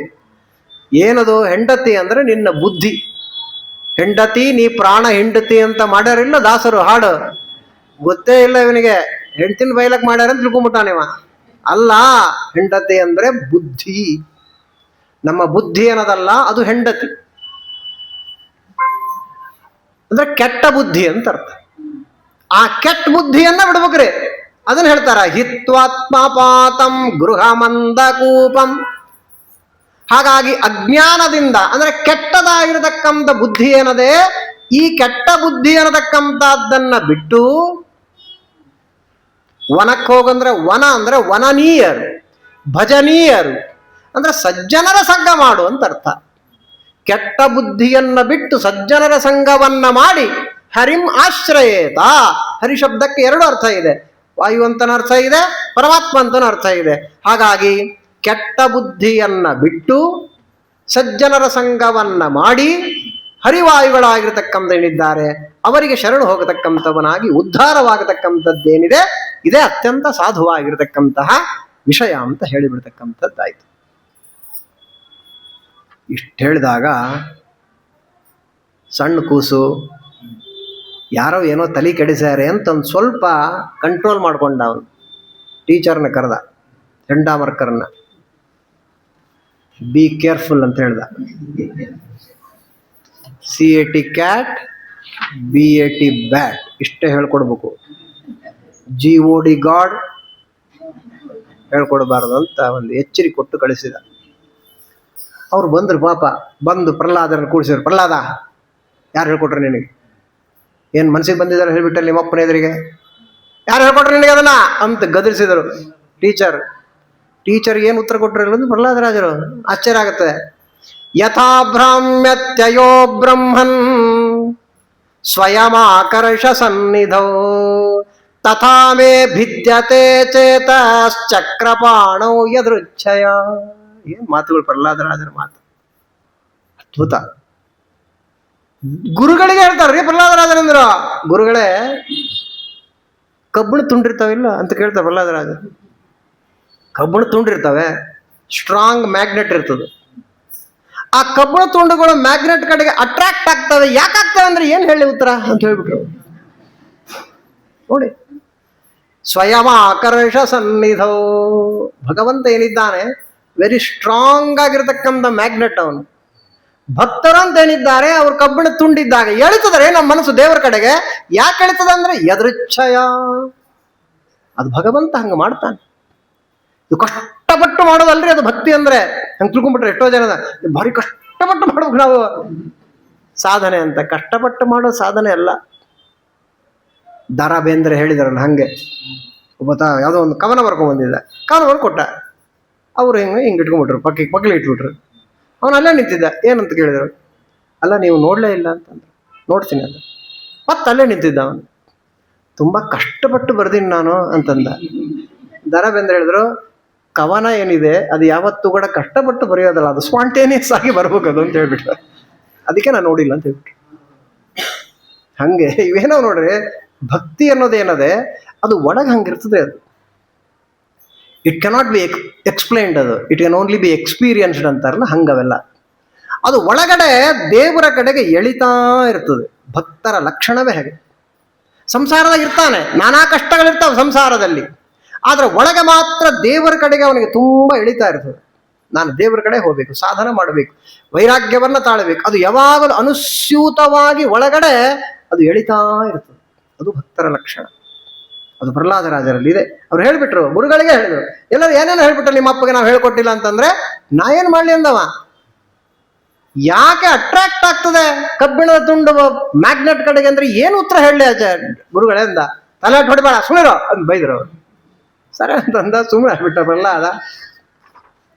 ಒಂದ್ ದಿವಸ ಏನಾಯ್ತು, ಮತ್ ಸ್ವಲ್ಪ ದಿವಸ ಆಯ್ತು ರೀ, ಮತ್ತೊಂದು ದಿವಸ ಬಿಡ್ತು, ರಜೆ ಬಿಡ್ತಲ್ಲ, 2ನೇ ಸಲ ಬಂದ ಪ್ರಹ್ಲಾದ ರಾಜ.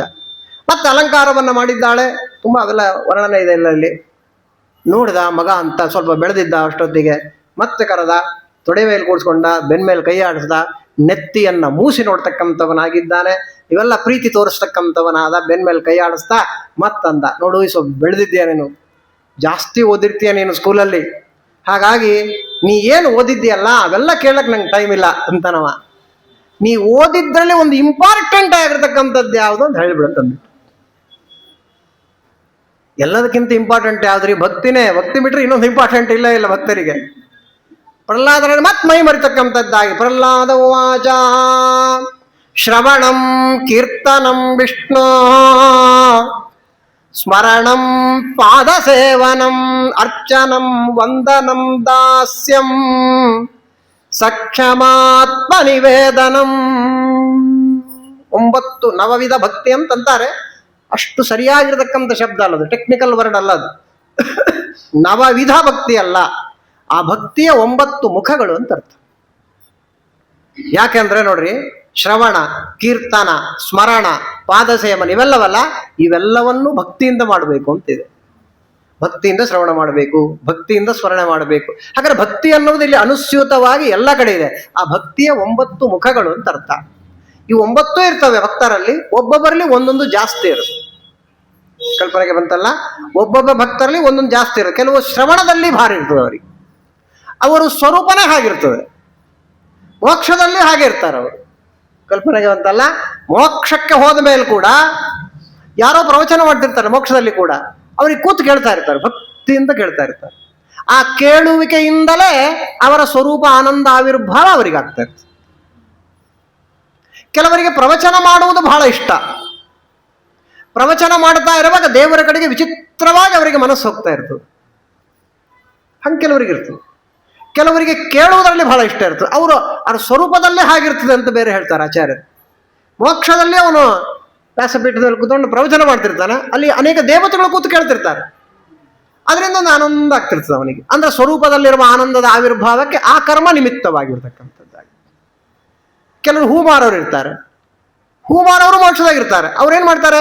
ದಿನಾ ಪರಮಾತ್ಮನಿಗೆ ಹೂ ತಂದು ಕೊಡೋದೇ ಅವ್ರ ಕೆಲಸ. ಅದರಿಂದಲೇ ಅವರಿಗೆ ಸ್ವರೂಪದ ಆನಂದ ಆವಿರ್ಭಾವ ಆಗ್ತದೆ. ಕ್ಷೌರ ಮಾಡೋರು ಇರ್ತಾರೆ, ಹಾಗಾಗಿ ಕ್ಷೌರ ಮಾಡೋರಿಗೆ ಮೋಕ್ಷ, ಹೂ ಕಟ್ಟವರಿಗೆ ಮೋಕ್ಷ. ಹೂಗಾರರು, ಕಮ್ಮಾರರು, ಚಮ್ಮಾರರು ಎಲ್ಲ ಇದ್ದಾರಿಲ್ಲ, ಇವೆಲ್ಲ ಜಾತಿಯವರಿಗೂ ಮೋಕ್ಷ ಆಗ್ತದೆ ಸರಿಯಾಗಿ ಅವರು ಸಾಧನೆ ಮಾಡಿದರೆ. ಎಷ್ಟು ವಿಚಾರ ನೋಡಿ. ಭಗವಂತನಿಗೆ ಕ್ಷೌರ ಮಾಡ್ತಾನೆ ಮೋಕ್ಷದಲ್ಲಿ, ಅವನ ಸ್ವರೂಪನೇ ಆಗಿರುತ್ತೆ ಅಂತ ಹೇಳ್ತಾರೆ ಆಚಾರ್ಯ.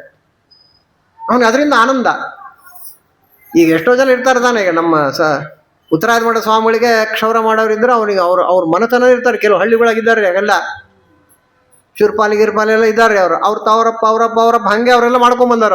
ಅವ್ರಿಗೆ ಮುದ್ರಿ ಕೊಡ್ತಾರೆ ಸ್ವಾಮಿಗಳು. ಮತ್ತೆ ಅವ್ರದ್ದೊಂದು ಪುಣ್ಯ. ಸ್ವಾಮಿಗಳಲ್ಲಿ ಹೋದಾಗ ಸ್ವಾಮಿಗಳಿಗೆ ಕ್ಷೌರ ಮಾಡ್ತಾನ ಅವ್ರಿಗೊಂದು ಆನಂದ. ಉತ್ತರಾಯಣ ಸ್ವಾಮಿಗಳಿಗೆ ನಾನು ಕ್ಷೌರ ಮಾಡ್ತೀನಿ ಅಂತ ಒಂದು ಆನಂದ ಇರ್ತದೆ. ಅಮೆರಿಕನ್ ಪ್ರೆಸಿಡೆಂಟ್ ಅಂತ ಇರ್ತಲ್ಲ, ಎಕ್ಸ್ಕ್ಲೂಸಿವ್ಲಿ ಫಾರ್ ಅಮೆರಿಕನ್ ಪ್ರೆಸಿಡೆಂಟ್ ನಾಯಿಗೆ ಅಷ್ಟು ಬೆಲೆ ಇರ್ತದೆ ತಿಳ್ಕೊಳ್ಳಿ. ಹಂಗೆ ಇನ್ನು ಅಮೆರಿಕನ್ ಪ್ರೆಸಿಡೆಂಟ್ ಅಲ್ಲ, ಇವನು 14 ಲೋಕಕ್ಕೆ ಒಡೆಯ ಅಖಿಲಾಂಡ ಕೋಟಿ ಬ್ರಹ್ಮಾಂಡ ನಾಯಕ ನಮ್ಮ ಸ್ವಾಮಿ ದೇವರಿಗೆ ಕ್ಷೌರ ಮಾಡ್ತಾನವ. ಬಹಳ ವಿಚಾರ ಮುಂದಕ್ಕೆ ಹೋಗೋಣ. ಅಂದ್ರೆ ಯಾಕೆ ಹೇಳಿದೆ, ನಾನಾ ವಿಧವಾದ ಇಲ್ಲಿ ಒಬ್ಬೊಬ್ಬರು ಒಂದೊಂದರಲ್ಲಿ ವಿಚಿತ್ರವಾಗಿ, ಅದರಿಂದ ಒಟ್ಟಾರೆ ಕೆಲವರಿಗೆ ಕೂತಲ್ಲೇ ಸ್ಮರಣೆ ಮಾಡ್ತಾ ಇರ್ತಾರೆ. ಅವರು ದೇವರ ಸ್ಮರಣ ಮಾಡುವುದರಿಂದಲೇ ಅವರಲ್ಲಿ ಭಕ್ತಿ ಇರತಕ್ಕಂಥದ್ದು ಜಾಸ್ತಿ ಇರ್ತದೆ. ಇಲ್ಲಿ ಸಂಸಾರದಲ್ಲಿನೇ ಹಾಗಿರ್ತದೆ. ಕೆಲವರಿಗೆ ಅರ್ಚನಾ ಪೂಜೆ ಮಾಡತಕ್ಕಂಥದ್ದಾದಾಗ ದೇವರ ಕಡೆಗೆ ಜಾಸ್ತಿ ಮನಸ್ಸು ಹೋಗುತ್ತೆ. ಅದು ಅವರವರಿಗೆ ಬಿಟ್ಟದ್ದು. ಎಲ್ಲವೂ ಮಾಡಬೇಕು ಅಂತಿದೆ, 9 ಮಾಡಬೇಕು. ಆದರೆ ಕೆಲವರಿಗೆ ಮಾತ್ರ, ಕೆಲವನ್ನ ಕಡಿಮೆ ಮಾಡ್ಕೊತಾರೆ, ಕೆಲವನ್ನ ಜಾಸ್ತಿ ಮಾಡ್ತಾರೆ. ಕೆಲವರು ಆ ಕೆಲಸ ಮಾಡುವಾಗ ಅವರಿಗೊಂದು ವಿಚಿತ್ರವಾಗಿ ಭಗವಂತನ ಕಡೆಗೆ ಮನಸ್ಸು ಹೋಗ್ತಾ ಇರ್ತದೆ. ಅವರಿಗೆ ಭಕ್ತಿ ಆವಾಗ ಅವರಿಗೆ ಜಾಸ್ತಿ ಆಗತ್ತೆ. ಅದು ಅವರವರ ಬೇರೆ ಬೇರೆ ವಿಚಾರ ಆಗಿರ್ತಕ್ಕಂಥದ್ದಾಗಿದೆ. ಇದನ್ನು ಎಕ್ಸ್ಪ್ಲೈನ್ ಮಾಡಲಿಕ್ಕೆ ಬಹಳ ಟೈಮ್ ಬೇಕು. ಇಷ್ಟು ಯಾವಾಗ ವಿಷ್ಣೋ ಅಂತ ಬೇರೆ ಶಬ್ದ ಇದೆ ಆ ಶ್ಲೋಕದಾಗೆ. ಶ್ರವಣಂ ಕೀರ್ತನಂ ವಿಷ್ಣೋ, ಪರಮಾತ್ಮನ ಹೆಸರು ಬೇರೆ ತೊಗೊಂಡ್ಬಿಟ್ಟ. ಒಂದು ಸಿಟ್ಟು ಬಂತು ನೋಡ್ರಿ ಅವನಿಗೆ, ಪ್ರಚಂಡ ಸಿಟ್ಟು ಬಂದ್ಬಿಟ್ಟು. ಬ್ರಹ್ಮ ಬಂಧೋ ಕಿಮೇ ತತ್ ಅಂದ. ಎಲ್ಲೋ ಬ್ರಹ್ಮ ಬಂಧುಗಳಾಗಿರ್ತ ಕಪಟ ಬ್ರಾಹ್ಮಣರಾಗಿರ್ತಕ್ಕಂಥವರೇ ಆ ಗುರುಗಳ ಮೇಲೆ ಸಿಟ್ಟು ಬಂದ್ಬಿಡ್ತಾವೆ.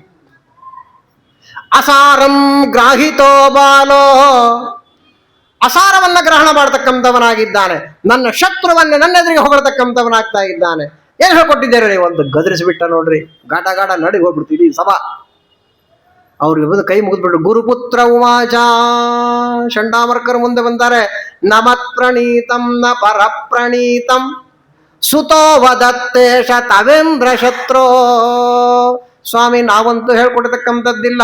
ನಮಗೆ ಗೊತ್ತಿರೋ ಪ್ರಕಾರವಾಗಿ ನಮ್ಮ ವಿದ್ಯಾಪೀಠದಲ್ಲಿ ಯಾರು ಈ ವಿಚಾರವನ್ನು ಹೇಳ್ಕೊಟ್ಟಿರ್ತಕ್ಕಂಥದ್ದಿಲ್ಲ. ಮತ್ತೆ ಹ್ಯಾಕ್ ಬಂತು ನನಗಿದು ಅಂತಂದ. ನೈಸರ್ಗಿಕೀಯಂ ಮತಿರಸ್ಯ ರಾಜನ್, ಇದು ಇವನಿಗೆ ಸ್ವಾಭಾವಿಕವಾಗಿ ನ್ಯಾಚುರಲ್ ಆಗಿ ಬಂದ್ಬಿಡ್ತಕ್ಕಂಥದ್ದಾಗಿದೆ. ಇದು ಯಾರು ಇನ್ನೊಬ್ರು ಹೇಳ್ಕೊಟ್ಟಿರ್ತಕ್ಕಂಥದ್ದೇ ಅಲ್ಲ ಅಂತಂದ. ಪ್ರಹ್ಲಾದ ಕಡೆ ತಿರುಗಿದ ನೋಡ್ರಿ. ಪ್ರಹ್ಲಾದ ಅಂತಂದ, ಯಾರು ಹೇಳ್ಕೊಟ್ರು ನಿನಗೆ ಇದನ್ನ? ಪ್ರಹ್ಲಾದ ರಾಜನನ್ನ ಗದರಿಸ್ಬಿಡ್ತಕ್ಕಂಥವನಾಗ್ತಾ ಇದ್ದಾರೆ. ಪ್ರಹ್ಲಾದ ಉವಾಚ, ಏನು ಉತ್ತರಗಳ್ರಿ ಪ್ರಹ್ಲಾದ ರಾಜರದು.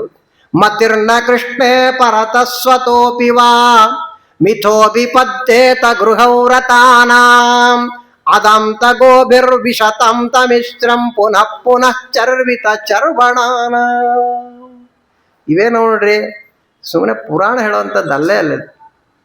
ಗುರುಗಳಿಂದ ಪಾಠ ಹೇಳಿಸಿಕೊಂಡು ನಿರಂತರ ಚಿಂತನೆಯನ್ನ ಮಾಡುತ್ತಾ ಸಾಧನೆ ಮಾಡುವಂಥದ್ದು ಭಾಗವತ. ಎಷ್ಟೋ ಸಲ ಅನ್ಸುತ್ತೆ, ಯಾಕೆ ಸುಮ್ಮನೆ ಇದು ಹೇಳಿ ಏನು ಉಪಯೋಗ ಬಂತಂತ. ಸೀರಿಯಸ್ನೆಸ್ ಇಲ್ಲ ನಮ್ಗೆ. ನೋಡಿ ಹೆಂಗೆ ಮಾತಾಡ್ತಾರೆ ಪ್ರಹ್ಲಾದ ರಾಜರು. ಅವರಪ್ಪಗೆ ಹೇಳಿಬಿಟ್ರು ಮಹಾನುಭಾವರು. ಅವರಂತಾರೆ, ಇದೆಲ್ಲ ನಿಂಗೆ ಅರ್ಥ ಆಗಲ್ಲ ಅಂತ ಹೇಳ್ಬಿಟ್ರು. ಯಾರಿಗೆ ಅರ್ಥ ಆಗೋದಿಲ್ಲ ಇದನ್ನ? ಪುನಃ ಪುನಃ ಚರ್ವಿತ ಚರ್ವಣಾನ. ಬೀಸಕಲ್ಲಿ ಇರ್ತದಿಲ್ಲ, ಅಕ್ಕಿ ಬೇಳೆ ಏನಾರು ಹಾಕಿ ಬೀಸ್ತೀವಿ, ಗೋಧಿ ಏನಾರು. ಎಷ್ಟೊತ್ತು ಬೀಸ್ತಾನೆ? ಪುಡಿ ಆಗೋವರೆಗೆ ಬೀಸ್ತಾನೆ. ಹಿಟ್ಟಾವಗಟ್ಟು ಹಿಟ್ಟನ್ನು ಮತ್ತೆ ಬೀಸ್ತಾನೆ ಅವನನ್ನ ಅಂತ ಕೇಳ್ತಾರೆ ಪ್ರಹ್ಲಾದರಾಜ. ಯಾರು ಮಾಡೋದಿಲ್ಲ. ಹಾಗಾದ್ರೆ ವಿಷಯ ಪದಾರ್ಥಗಳು ಅಂತ ಏನವೆ, ಎಷ್ಟು ಜನ ಇದಕ್ಕೆ ಬೆನ್ನತ್ತಾರೆ, ಇದರಲ್ಲಿ ಏನೋ ಇರಬಹುದು ಅಂತ ಒಂದ್ಸಲ ಅದನ್ನ ಭೋಗ ಮಾಡಬೇಕು. ಒಂದ್ಸಲ ಭೋಗ ಮಾಡಿದ ಮೇಲೆ ಅದರಲ್ಲಿ ಏನು ಅಸಾರತೆ ಇದೆ ಅಂತ ತಿಳ್ಕೊಳ್ಬೇಕು. ಅದನ್ನು ಬಿಡ್ಲಕ್ಕೆ ಪ್ರಯತ್ನ ಮಾಡಬೇಕು. ಇದನ್ನು ಯಾರು ಮಾಡುವುದಿಲ್ಲ. ಚರ್ವಿತ ಚರ್ವಣಾನ, ಮತ್ತೆ ಮತ್ತೆ ಮತ್ತೆ ಮತ್ತೆ ಅನುಭವಿಸಿದ ವಿಷಯಗಳನ್ನೇ ಮತ್ತೆ ಮತ್ತೆ ಯಾರು ಭೋಗಿಸ್ತಾ ಇರ್ತಾರೆ ಅವರಿಗೆ ಇವೆಲ್ಲ ತಲೆಗೆ ಹೋಗಲ್ಲ ಅಂತ ಹೇಳ್ಬಿಟ್ಟು ನಮಗೆ ಹೇಳಿರೋದು ಇದು. ಅದಕ್ಕೆ ನಾವು ಹೇಳಿದ, ಅದಕ್ಕೆ ಅವನ ಹಿರಣ್ಯ ಕಷ್ಟ ಬಂದ್ರೆ ನಾವೇಂತ ಹೇಳಿದ ಅದಕ್ಕೇನೆ. ಹೌದಲ್ಲ ಹೇಳ್ರಿ. ಅನುಭವಿಸಿದ್ದನ್ನೇ ಅನುಭವಿಸಿದ್ರು ನಮಗೆ ತೃಪ್ತಿ ಇಲ್ಲ, ಅದು ತೃಪ್ತಿ ಆಗುವುದೂ ಇಲ್ಲ. ಅನೇಕ ಜನ್ಮಗಳು, ಒಂದಲ್ಲ ಎಷ್ಟು ಕೋಟಿ ಕೋಟಿ ಕೋಟಿ ಜನ್ಮ ಎತ್ತಿದ್ದೇವೆ. ಎಲ್ಲಾ ಜನ್ಮಗಳಲ್ಲಿಯೂ ಮತ್ತೆ ತಿನ್ ತೇಗಿದ್ದೇವೆ ನಾವು. ಈ ಜನ್ಮದಲ್ಲೇ ಗುಡಿಗೆ ಬಂದಿರ್ತೀವಿ, ಮಠಕ್ಕೆ ಬಂದಿರ್ತೀವಿ. ನಮ್ಮ ಲೈನಿಗೆ ಉಪ್ಪಿನಕಾಯಿ ಬರದೇ ಇದ್ರೆ ಏನ್ ಗಲಾಟಿ, ಏನ್ ಗಲಾಟಿ. ನಮ್ಮ ಮನೆ ಬರೋಡ್ರಲ್ಲಿ ಹೆಂಗದ, ಏನು ಉಪ್ಪಿನಕಾಯಿ ಏನಾಯ್ತು, ಉಪ್ಪಿನಕಾಯಿ ಬದಿಲ್ಲ ಬೇಡ, ಏನು ಪ್ರಸಾದ ಅಂತ ಹೋಗಿ ತಾನೆ ಮನೆಗೆ ಹೋಗಿ ಉಪ್ಪಿನಕಾಯಿ ತಿನ್ಲಕ್ಕೆ ಬರ್ತದಿಲ್ಲ, ನಮಗೆ ಬರ್ತದೆ. ವಿಚಿತ್ರ ಇದ್ದೀವಿ ನಾವು. ಪ್ರಹ್ಲಾದರಾದ್ರಷ್ಟು ವೈರಾಗ್ಯ ಬೇಡ, ಒಂದು ಸ್ವಲ್ಪ ಆದ್ರೂ ವೈರಾಗ್ಯ ಬೇಕಲ್ರಿ ನಮಗೆ. ಇಲ್ಲಿ ಪ್ರಸಾದ ಅಂತ ಒಂದು ಬಂದಿರ್ತೀವಿ, ಎಷ್ಟು ಹಾಕ್ಯಾರ ಅಷ್ಟು ಮಾಡ್ಕೊಂಡು ದೇವ್ರ ಪ್ರಸಾದ ಬಂದು ಮನೆಗೆ ಹೋಗಿ ಬರಲ್ಲ ನಮಗೆ, ಮತ್ತೆ ಮನೆಗೆ ಹೋಗಿ ಕುಚ್ಕೊಂಡು ತಿನ್ಲಕ್ಕೆ ಬರಲ್ಲ, ಏನು ಬರ್ತದೆ. ವಿಚಿತ್ರ ಇದ್ದೀವಿ ನಾವು. ಚರ್ವಿತ ಚರ್ವಣ, ಒಂದೊಂದು ಮಾತುಗಳು ಹೆಂಗಿವೆ ಇಲ್ಲಿ ಪ್ರಹ್ಲಾದರಾಜರದಂದ್ರೆ ಚಡಿ ಏಟೆ. ಸಪ್ತಮ ಸ್ಕಂದ ಭಾಗವತ ಪ್ರಹ್ಲಾದರಾಜರ ಉಪದೇಶಗಳಂದ್ರೆ ನೋಡ್ರಿ, ಕಸಬರಿಗೆ ಹಿಡ್ಕೊಂಡ ನಿಂತಾರವರು. ಚಾಟ ಚಾಟ ಚಾಟ ಹೊಡಿತಾರೆ ನಮ್ಮನ್ನು. ಯಾರನ್ನು ಬಿಟ್ಟಿಲ್ಲ ಅವರು. ಪಂಡಿತರು ಗಿಂಡಿತರು ಯಾರು ನೋಡ್ತಾ ಇಲ್ಲ ಪ್ರಹ್ಲಾದರಾಜ. ಮುಂದೆ ಬರ್ತದೆ. ಎಲ್ಲರನ್ನ ಥಳಿಸಿಬಿಡ್ತಕ್ಕಂಥವರಾಗಿದ್ದಾರೆ ಪ್ರಹ್ಲಾದ ಮಹಾರಾಜರು. ನೋಡಿ ಇಲ್ಲೇ ಬಂತು. ಅಂಧಾಯತಾಂದೇರ್ ಉಪನೀಯಮಾನ ವಾಚಿ ಶತಾಂತ್ಯ ಮುರುದಾಮ್ನಿಬದ್ಧ.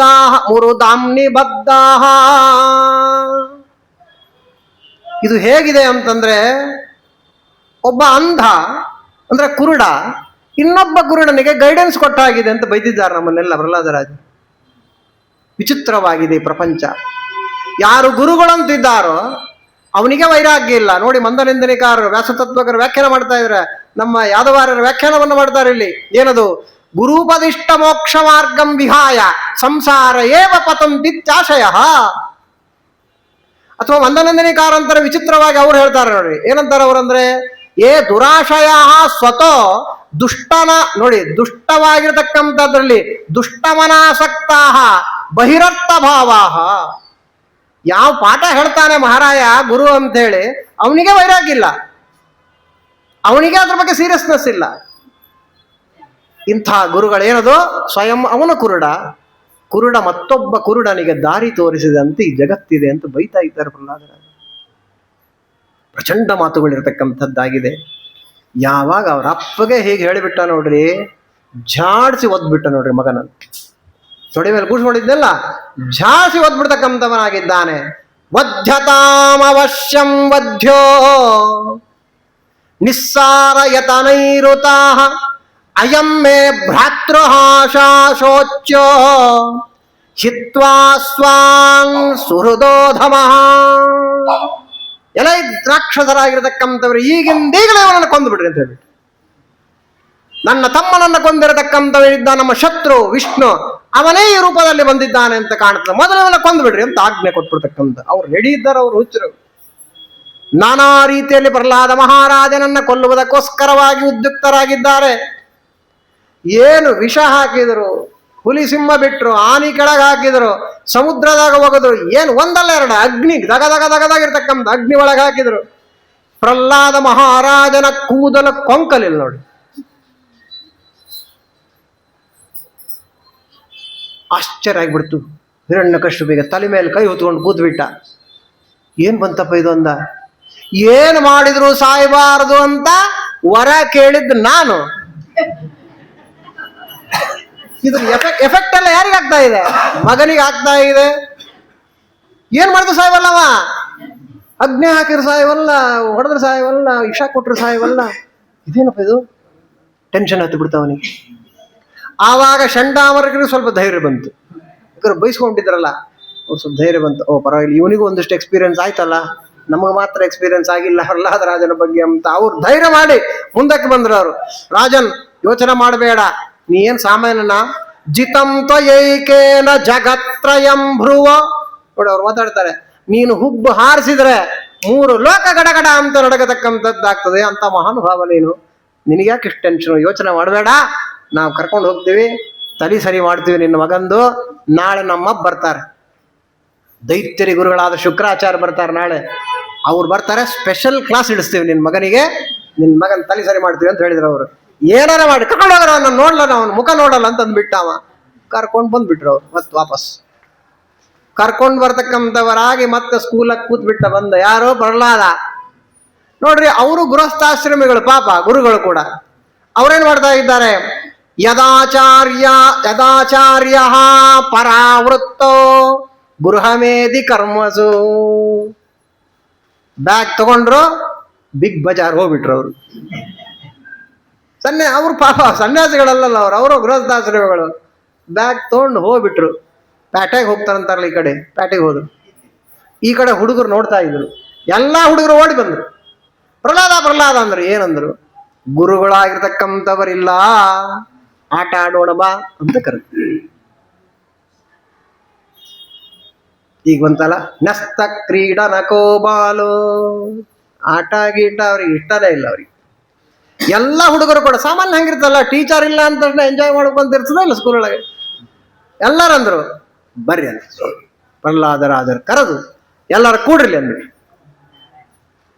ಕೂಡಿಸಿ ಅವರಿಗೆ ಪ್ರಹ್ಲಾದರಾಜರು ಉಪದೇಶ ಮಾಡ್ತಾ ಇದ್ದಾರೆ. ವೈರಾಗ್ಯ ಎಲ್ಲ ವಯಸ್ಸಾದ್ಮೇಲೆ ಹೇಳ್ಬೇಕು ಅಂತ ಬೈತಿರ್ತಾರೆ ಮನೆಗೆ. ನೋಡಿ ಇಲ್ಲಿ ಎಷ್ಟು ವಯಸ್ಸದ ಹೇಳಿ? ಪ್ರಹ್ಲಾದರಾಜರಿಗೆ ವಯಸ್ಸೇನಿದೆ ಹೇಳಿ? ಯಾವ ವಯಸ್ಸಿನ ಆಗಿರ್ತಕ್ಕಂಥವ್ರಿಗೆ ಉಪದೇಶ ಮಾಡ್ತಾ ಇದ್ದಾರೆ ಹೇಳಿ ನೋಡೋಣ. ಕೂಡ್ರಿ ಅಂದ್ರು ಅವರು. ಹಂತರ್ಭ ಕಾಮೇ ಶೃಣುತವಚೋ ಸರ್ವತ್ರ ಚಿತ್ರಂ ಸರ್ವತ್ರ ಶಿವಂ ಸರ್ವತಃ ಶಿವಂ ವಯಸ್ಯಾನ್ ಪಶ್ಯತಮೃತಾನ್ ಕ್ರೀಡಾನ್ ಧಾಮ ಪ್ರಮಾದ್ಯಥಾ. ಎಲ್ಲ ಹುಡುಗರನ್ನ ಸ್ನೇಹಿತರೆಲ್ಲ ಕೂಡ್ರಿ ಅಂತ ಕೂಡಿಸ್ತಕ್ಕಂಥವರಾಗಿ ಒಂದೇ ಮಾತು ಫಸ್ಟ್, ಆಟ ಆಡುವುದಕ್ಕಾಗಿ ದೇಹ ಬಂದಿಲ್ಲ. ಎಂಥ ಮಾತಾಡ, ಆಟ ಆಡುವುದಕ್ಕೆ ಈ ಶರೀರ ಬಂದಿಲ್ಲಪ್ಪ. ಸಣ್ಣ ವಯಸ್ಸದ ಮುಂದೋಣ ಅಂತಂದ್ರೆ ಅವ್ರಂತಾರೆ, ನೀವು ನೋಡಿಲ್ವಾ ಎಷ್ಟೋ ಮಕ್ಕಳೇ ಸತ್ತು ಹೋಗಿರ್ತಕ್ಕಂಥ ನೋಡಿರೋ ಇಲ್ಲೋ ಅಂತ ಕೇಳ್ತಾರೆ ಪ್ರಹ್ಲಾದರ. ಚಿಕ್ಕ ವಯಸ್ಸಿನಲ್ಲಿಯೇ ಪ್ರಾಣವನ್ನು ಕಳ್ಕೊಂಡಿರ್ತಕ್ಕಂಥ ಮಕ್ಕಳು ನೋಡಿರೋ ಇಲ್ಲೋ. ಹಾಗಾದ್ರೆ ಆಟ ಆಡುವುದಕ್ಕೋಸ್ಕರವಾಗಿ ಈ ದೇಹ ಬಂದಿಲ್ಲ. ಏನರ್ಥ ಆಗ್ತದೆ ಹೇಳ್ರಿ? 11 ತಾಸು ಕ್ರಿಕೆಟ್ ಮ್ಯಾಚ್ ನೋಡ್ತಾರಲ್ಲ, ಅವ್ರಿಗೇನು ಅರ್ಥ ಆಗ್ತದೆ ಈ ಮಾತು ಹೇಳಿ? ಇವ್ರು ಆಡೋದಲ್ಲ, ಆಡೋದನ್ನು ನೋಡ್ಕೊಂಡು ಕೂತಿರ್ತವೆ. ರಾತ್ರೆಲ್ಲ ಗ್ರಹಣ ಬಂತು, ಕೃಷ್ಣಾಷ್ಟಮಿ ಬಂತು ಅಂದ್ರೆ ಮಲ್ಕೊಂತವೆ ಹುಚ್ಚುಗಳು. ಇಡೀ ರಾತ್ರಿ ಎದ್ದು ಆ ಸುಡುಗಾಡ ಆಗಿರ್ತಕ್ಕಂಥ ಕ್ರಿಕೆಟ್ ಮ್ಯಾಚ್ ನೋಡ್ತೇವೆ. ನಮ್ಮ ಹುಡುಗರದೇ ನಮ್ಮದೇ ಕತೆ ಇದು. ಬ್ರಾಹ್ಮಣದ ಕತೆ ಹೇಳ್ತಿದ್ದೇನೆ, ಹೊರಗಿನವ್ರದಲ್ಲ. ಬ್ರಾಹ್ಮರ ಕತೆ, ಆಚಾರ ಮಕ್ಕಳೆಲ್ಲ ಹೀಗಾಗಿಬಿಟ್ಟವೆ. ಎಂಥ ಅವಸ್ಥೆ ನೋಡ್ರಿ. ಇಡೀ ರಾತ್ರಿ ಕೂತು ನೋಡ್ತಾವ ಅವನ್ನ. ಗ್ರಹಣ ಅಂದ್ರೆ ಮಲ್ಕೊಂಡ್ಬಿಡ್ತಾರೆ, ಬೈತಾ ಇರ್ತಾರೆ ಎಲ್ಲರೂ. ಸೊ ಏನು ಗ್ರಹಣ ಇಟ್ಬಿಟ್ರಿ ನಾವು ಹೇಳಲ್ಲ, ಸ್ನಾನ ಮಾಡೋದ್ರೆ ಬೈತಿರ್ತಾರೆ. ಪ್ರಹ್ಲಾದರಾಜರು ಅದ್ಭುತವಾದ ಮಾತನ್ನಾಡ್ತಾ ಇದ್ದಾರೆ. ಕೂಡಿಸ್ಬಿಟ್ರೆ ಎಲ್ಲರನ್ನ ಕೂಡ ಅನೇಕವಾಗಿರ್ತಕ್ಕಂಥ ಹಿಂದೆ ಇರುವ ಅನೇಕ ದೃಷ್ಟಾಂತಗಳನ್ನು ಇಲ್ಲಿ ಕೊಡ್ತಾರೆ. ಬಹಳ ಸುಂದರವಾಗಿರ್ತಕ್ಕಂತಹ ಅವರ ಉಪದೇಶ ಇದೆ. ಸಮಯ 8 ಆಗಿದೆ. ಕೌಮಾರ ಆಚರೇತ್ ಪ್ರಾಜ್ಞ ಧರ್ಮಾನ್ ಭಾಗವತಾನಿಹ ದುರ್ಲಭಂ ಮಾನುಷಂ ಜನ್ಮ ತದಪ್ಯಧ್ರುವಮರ್ಥದಂ. ಬಹಳ ಸುಂದರವಾಗಿರ್ತಕ್ಕಂಥ ಉಪದೇಶಗಳನ್ನ ಪ್ರಹ್ಲಾದರಾಜರು ಮಾಡ್ತಾರೆ. ಆ ಪ್ರಹ್ಲಾದರಾಜರ ಉಪದೇಶ ನಾಳೆ ಅನಾಯಾಸವಾಗಿ ಶನಿವಾರ ಬಂದಿದೆ. ನಾಳೆಯ ದಿವಸ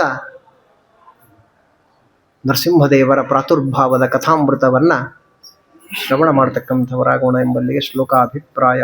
ಯತ್ಕರೋಷಿ ಯದಸ್ನಾಶಿ ಯಜ್ಜುಹೋಷಿ ದದಾಸಿ ಯತ್ ಯತ್ ತಪಶ್ಯಸಿ ಕೌಂತೆಯ ತತ್ಕುರುಷ್ವ ಮದರ್ಪಣಂ. ಶ್ರೀಕೃಷ್ಣಾರ್ಪಣಮಸ್ತು.